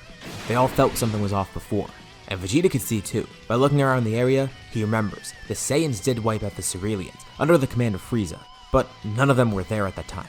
Vegeta, yeah, he was a prince, but he was a kid. He wasn't here. He wasn't responsible for that. Goku and Broly, they were completely separated from this. Well, that doesn't really go for Goku too much, because his father apparently was here, according to Minato. They learn about that too. More proof that Goku's actually not here for a bad thing. His father actually ended up saving Granolah. As Granola's trying to process all this, they then sense another power enter. The sky turns black, and Granolah sees a familiar face. It's Gas. He's also wished to become the strongest. Gas then attacks all four of them at once, and they're barely able to defend. He throws a weapon at Granolah, but Broly quickly jumps in, trying to grab it midair and fling it back at Gas. But Gas launches a blast that simply destroys the attack, with a blast then flying right back towards Broly. He quickly powers up further, narrowly avoiding the blast as it singes him. Goku and Vegeta are then thrown to the ground. Weights materialize around their arms and legs. They can't move. But this time, it shouldn't be as difficult as the main story. Minato tries healing Granolah. They still have another Senzu left just in case. And since Minato can heal him, they'd rather save this. Goku and Vegeta are perfectly fine right now. Broly, he might need a little bit of healing later. But the three of them try fighting Gas together. And they're not making too much progress, although they are still doing something. With the three of them combined, they're actually able to kind of outpace him. One of them alone definitely wouldn't be enough. Maybe two could hold him off, but three of them, they're making some sort of progress. But Gas shifts his focus. First he's going to try to eliminate the two weaker ones, Goku and Vegeta. They tell Gas not to underestimate them. They might not be on the same level as BROLY, but they're still incredibly powerful. The two attack together with great coordination, but Gas easily fends them off. This isn't going to work either. Maybe he should focus on eliminating BROLY first, but BROLY tells him the same thing that he was telling Granolah. Who cares if he made a wish to become the strongest? He's going to be surpassed, if not by BROLY, by someone else. And at that exact moment, a bunch of ki blasts fly from far away. Not towards Gas either. It flies towards Elec, Maki, and Oil, knocking them unconscious.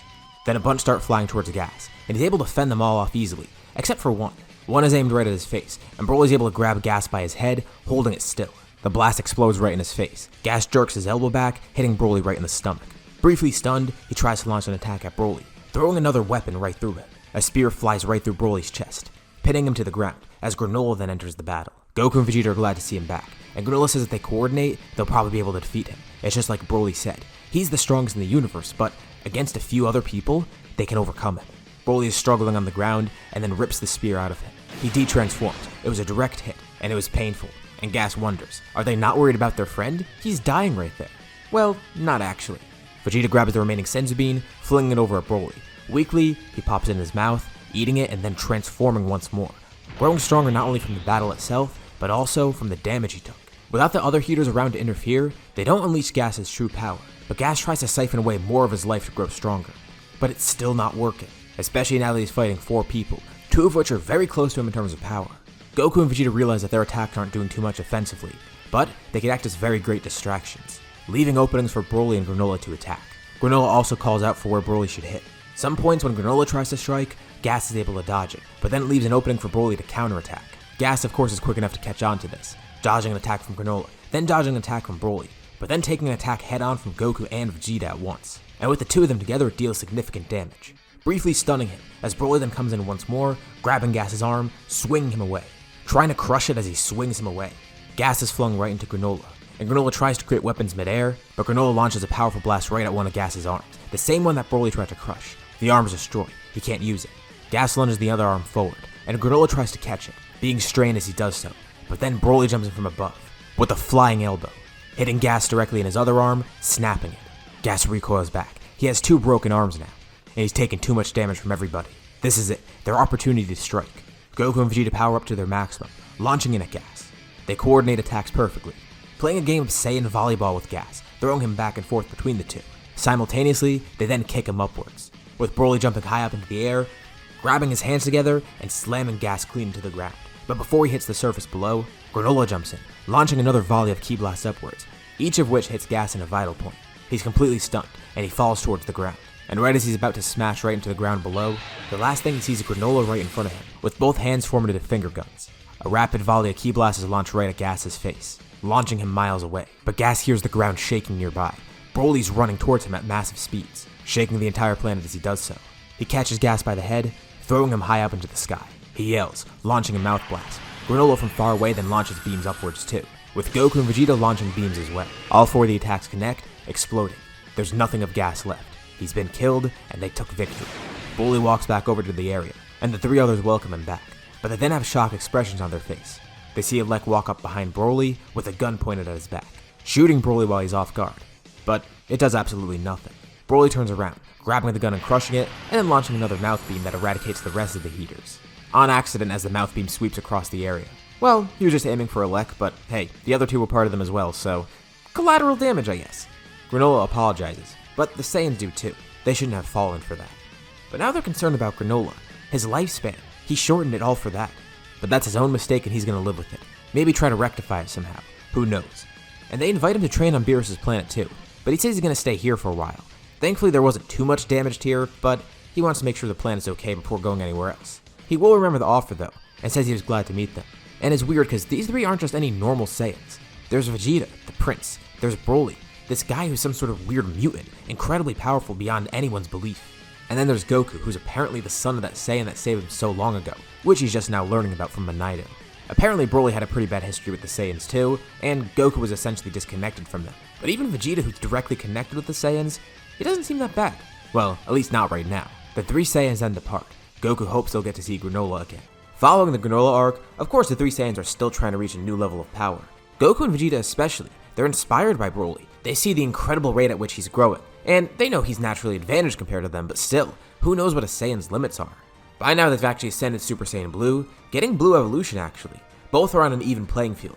Neither are ahead of the other at this point. This evolution of Blue happens because they get more experience before the Tournament of Power happens, and they have a better training partner with Broly. And this wouldn't really affect Goku's path towards Ultra Instinct because the other two Saiyans can't really help too much with that, but they can help him improve his raw strength with Super Saiyan Blue, which is why he gets this form too.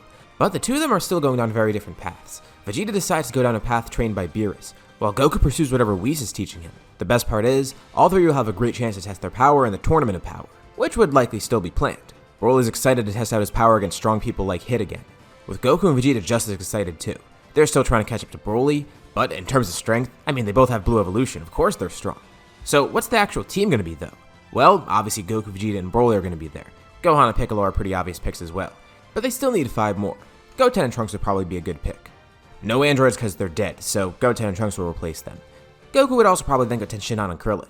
But they need one more. Well, they could recruit Roshi, maybe even Yamcha. But actually, Goku has the perfect idea. Get a former villain. No, there's no way they're going to do that. They're not putting Frieza on the team. No, it's not Frieza. It's Granolah. Oh, okay, yeah, that's fine. They're actually on good terms with him, and he's pretty powerful, isn't he? They know that for a fact because after that arc happened, he ended up reversing the wish, but did come to Beerus' planet from time to time to try and train with them. Reversing the wish did remove some of his power, but he's still incredibly powerful as is, gained some power from the wish still, and gained some power from training.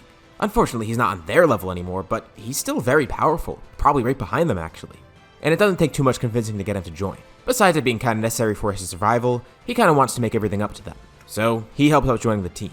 Beforehand, he meets everyone in the group, going to Earth for the first time and seeing everyone there. And this is the first time everyone's gotten together in a while. Besides them meeting Granolah, they get to see how far the Saiyans have progressed. Gohan especially is interested. He's been working more on Beast, and hopes Broly has gained more control over his power too. Well, he knows he's had that control for a while, but hopefully he has some sort of new power. And Broly can't wait to show it off in the tournament.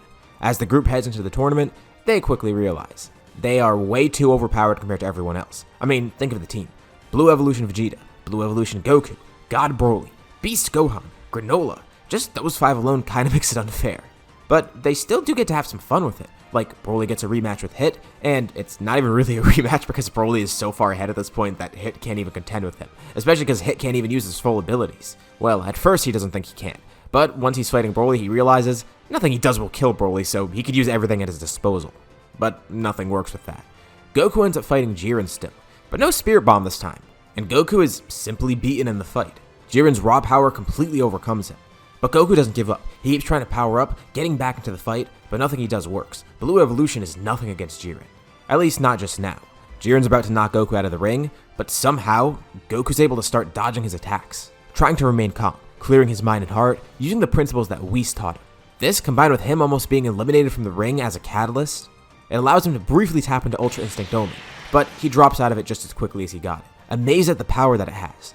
And he keeps his distance for a while, knowing that he lost a lot of energy against Jiren and is pretty beat up. It's actually pretty funny for Universe 7 as well because there's a sniper on Universe 2's team. And unfortunately for him, one of the first people he tries to target is Granolah.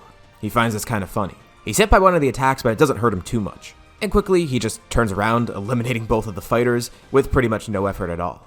And they're amazed at his precision. Vegeta ends up fighting Toppo too. The thing is here, Toppo has no reason to go in his God of Destruction mode. But Vegeta has a reason to use Blue Evolution, so he wins very easily. Which would probably encourage Dispo to attack Vegeta too, but Vegeta's probably so quick at this point that it wouldn't even matter. As for Gohan, I mean, he's Beast Gohan. No one's really going to be able to stand up against him, so he just sweeps anybody in his way essentially. Sticking around with Goten and Trunks a lot too to make sure they're fine. Piccolo's doing the same too. And they are performing pretty well, but still, they're not incredibly powerful and they're still kids after all. At some point they are going to have to face Jiren again. And Gohan tells Broly they should probably try together. They might even be the strongest on the team after all. And Gohan really wants to see what kind of power Broly's unlocked. If Goku couldn't even defeat Jiren, it's their job to do so. But Goku tells him he's not going to back down. He'll join with them. Vegeta will jump in too. As for the rest of the fighters, they'll help protect everybody. Granolah and Piccolo will be able to pick off any of the other scragglers left. They have more than enough power to do so. Gohan powers up into Beast, and Broly goes into his God form. With the two of them rushing in towards Jiren, Vegeta powers up into Blue Evolution, while Goku stands there, closing his eyes, calming his mind and heart again, trying to tap into Ultra Instinct once more. He's not too sure if he can, but if he does, that'll definitely turn the tides of this battle. Jiren has to start showing off a lot of power against Gohan and Broly, eventually going into his full power. He can't believe it. He's being overwhelmed by these two, and even with his full power unleashed, he's still having a hard time. This should be easy for him, but it's not at all. Gohan and Broly absolutely overwhelm Jiren, and with help from Vegeta too, he doesn't really stand too much of a chance. And at the very last moment, Goku jumps into the battle, having awakened Ultra Instinct Omen for a brief moment, launching a full-powered Kamehameha right at Jiren, with Gohan and Broly quickly jumping up in the air, joining him with the same attack. This barrels Jiren right through the ring, eliminating him and securing victory for Universe 7. So it wasn't too tough of a tournament for them, but it was still a fun experience at least. For MVP, we could say it's probably Gohan. He had a lot of eliminations and he most likely would be the leader here still. I also have no doubt that he'd make the right wish here. Next, there's no Broly movie because, look at the story. Look at what's happening here. There's no Broly movie. And something strange happens with the Moro arc. Moro escapes and the group goes to Namek to try and fend off against him, with Gohan and Broly being part of that group. And Moro has kind of a Yakon moment. He tries to steal energy from Gohan and Broly, and he gets a little too greedy with how much energy he's stealing. At this point, he hasn't gotten his youth form, and he does absorb a lot of energy from them, but that ends up not being a great idea for him. At first, the energy is delicious, but Broly decides, hey, why not take some more? Because he can tell Moro can't actually handle it. So as Moro tries to drain energy from them, Broly and Gohan power up to their maximum, with Goku and Vegeta joining in too. Meirus watches on dumbfounded. Why are they willingly giving energy to him? But then he sees Moro is overloading himself, and he can't stop absorbing it. And with his body still being old and frail, taking in so much energy at once, he ends up exploding from too much energy being absorbed. Hey, it's not unreasonable considering what happened with Sagambo, and eventually with Moro himself as well. That arc showed that having too much power in a body that can't handle it, well, it could cause you to just die. So thankfully, the problem solved itself. In a pretty gruesome way though. Next after the Moro arc, we have the Granolah arc. Or we would if it didn't happen already. So, none of that either. But there's still one more thing that I haven't really touched upon. If you remember from a few parts ago, President Cell was still unknown. Nobody knew about him and he hasn't awoken yet. Jiro's lab is found by Red Pharmaceuticals, trying to continue his research and building some sort of new android, and they find out about Cell, seeing he's still there being developed, almost complete. But with a few tweaks, they can make him even stronger. But this isn't going to be Cell Max, no. They have the normal Cell to work with here. They're just modifying him with the same ideals that they had with Cell Max. So, a brand new perfect Cell is awoken. Nobody even has an idea of what's happening. The best part is, he's able to be modified. He's perfect from the get-go. He doesn't need two other androids. That's a stupid idea. That's fixed right away. Broly and Gohan are on Earth together. One day they sense an ominous power appear out of nowhere, having no clue of what this is. Not too long after, they're then attacked by this exact power. Seeing an unfamiliar foe, it's Cell, and he introduces himself. They don't know who he is or what he is, and he tells them he's the perfect android, made to destroy them and made to destroy Goku. The two could tell that he's powerful, and they try and end this as quick as they can. They power up to their strongest transformations, fighting Cell together, and somehow that's still not enough. Cell tells them, after all, he is made with data from them. No strength or forms that they have can overpower him, and this completely surprises them. The two of them together are usually such a strong duo. Like, even in the Tournament of Power, nobody was able to face them. But this guy, he's giving them trouble, both of them together. Broly and Gohan actually have no idea of what to do here. The scariest part is, he has data from them. He could probably grow just as fast as they can during a fight, and he's fighting so effortlessly. But for some reason, he's not killing them right off the bat. He knows he can and probably should, but he's actually using them to coax out Goku, Vegeta, and whoever else is there. Also, so he can have a fun fight. The more the merrier after all. Thankfully, this means he's holding back a bit, and at some point, Goku, Vegeta, and Granolah arrive. Granolah was once again on Beerus' planet training with them, and Goku's been trying to tap into Ultra Instinct once more. By now, a lot of time has passed since the Tournament of Power. Goku actually has full control over Ultra Instinct, and Vegeta, he has Ultra Ego, of course. As for Granolah, he doesn't have a new form besides the double red eyes, but he's basically regained all that same power that he's had before, and then some, regaining access to godly powers that wish granted him before. And Broly and Gohan are relieved to see them here. With help from those three, that could turn the tides of the battle. They immediately tell those three too, don't hold back anything. They need to use their full power right from the get-go. Vegeta says that's no problem for him, powering up into Ultra Ego, with Granolah powering up and using both of his red eyes, trying to locate any sort of weak points on Cell, as Goku powers up into Ultra Instinct, with this being the first time that Gohan's actually seen the complete version. White hair. That looks good on Goku, but it's no time for laughter. Right now, they have a great plan. Utilizing Ultra Instinct, Goku can act as a perfect distraction, while Vegeta can go jump in, trying to use a Hakai on Cell. As they fight, Magenta, Carmine, and Dr. Hato watch on, with the latter being kind of worried. What has he done here? Did he make the right choice by trying to modify this monster? At least unlike Cell Max, he's controlled. But still, maybe he should have gone with those gammas that he had in mind. Thankfully, they don't need to hear of a weak point from him. Granolah is able to see that pretty easily. He still has that same weak point built in that Cell Max would have had. That's one of the modifications that was made to him. Even though it is the normal Cell and not Cell Max, he's different from the normal Cell. Kinda. And Granolah tells everyone, he and Vegeta could try and attack that weak point. He has the perfect aim, while Vegeta has the powerful attacks to help it. And maybe a Hakai launched right at his head where that weak point is, that could work. And Cell taunts them all as they try and discuss a plan.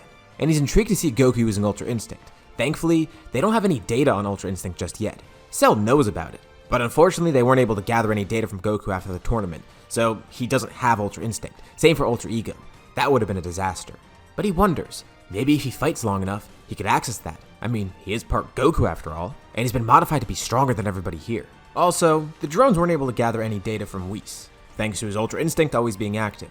But they did get a little bit from Beerus. Not too much though, because the drones didn't know how important he was. And he wasn't really at Earth too much anyways. But that fight between him, Broly, and Gohan from way before, that was the one where it got some data from. Unfortunately, everyone was moving too quick for them to grab Beerus' DNA, except for very small bits of data.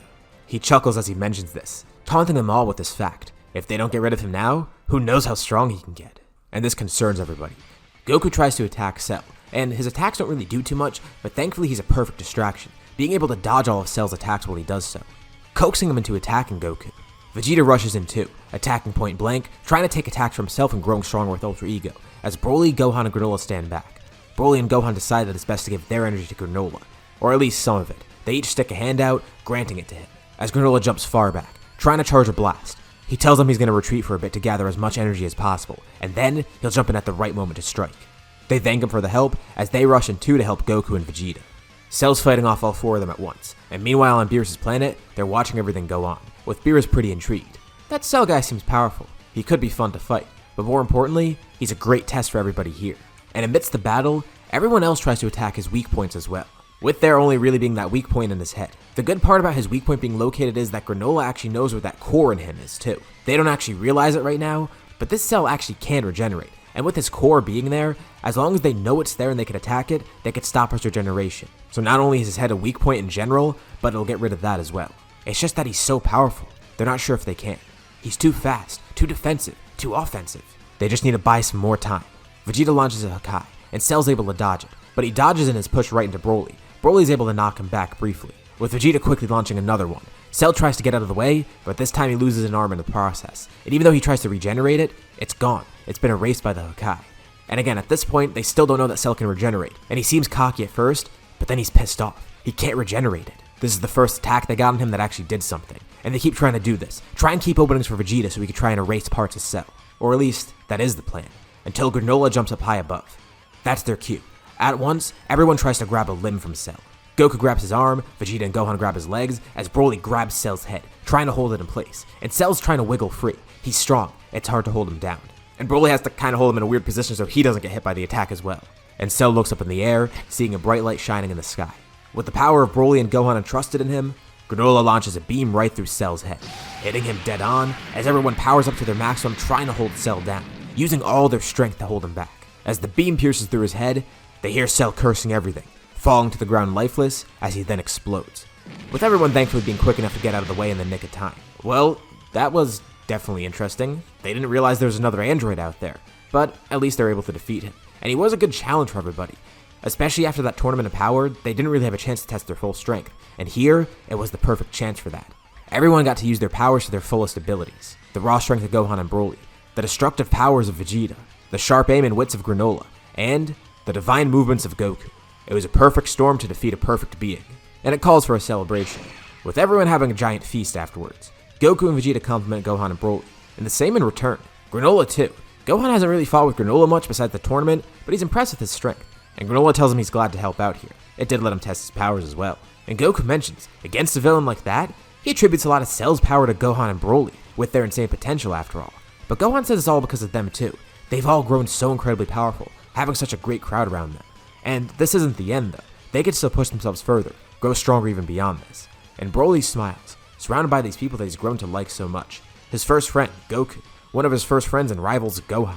Vegeta, who used to be an enemy and someone that he hated, who is now on good terms with him. And now Granolah, who was wronged by the Saiyans as well, just like Broly, and is now on their side too. He never could have expected life on this. First, being sent to Vampa, not really remembering too much about that because he left very soon. But then being a soldier under Frieza, never realizing his own strength and being able to defeat the Emperor, and that resentment he held towards the people in his life. He's living such a better life now, And you know, maybe it was for the best. For all he knows, he could have still been on Vampa by now. And if he was never in Vegeta's crew, who the hell knows how that would have turned out? In that weird alternate world, maybe he eventually would have been found on Vampa and brought to Earth somehow, but he doesn't think that seems too likely. But still, it makes him wonder how that life would have turned out. Either way though, he's glad to be here. Glad to have grown all these bonds with the people around him, and seeing how much these other people have grown around him as well too, especially someone like Vegeta. And this is where we end off our story. So, what'd you guys think about this scenario? Let me know your thoughts in the comments below. I'd love to see what you guys think. As always, be sure to drop a like if you want to see any more videos like this, and subscribe if you haven't already. Anyways, thank you all for watching, thanks for supporting the scenario, and I'll see you all in my next video.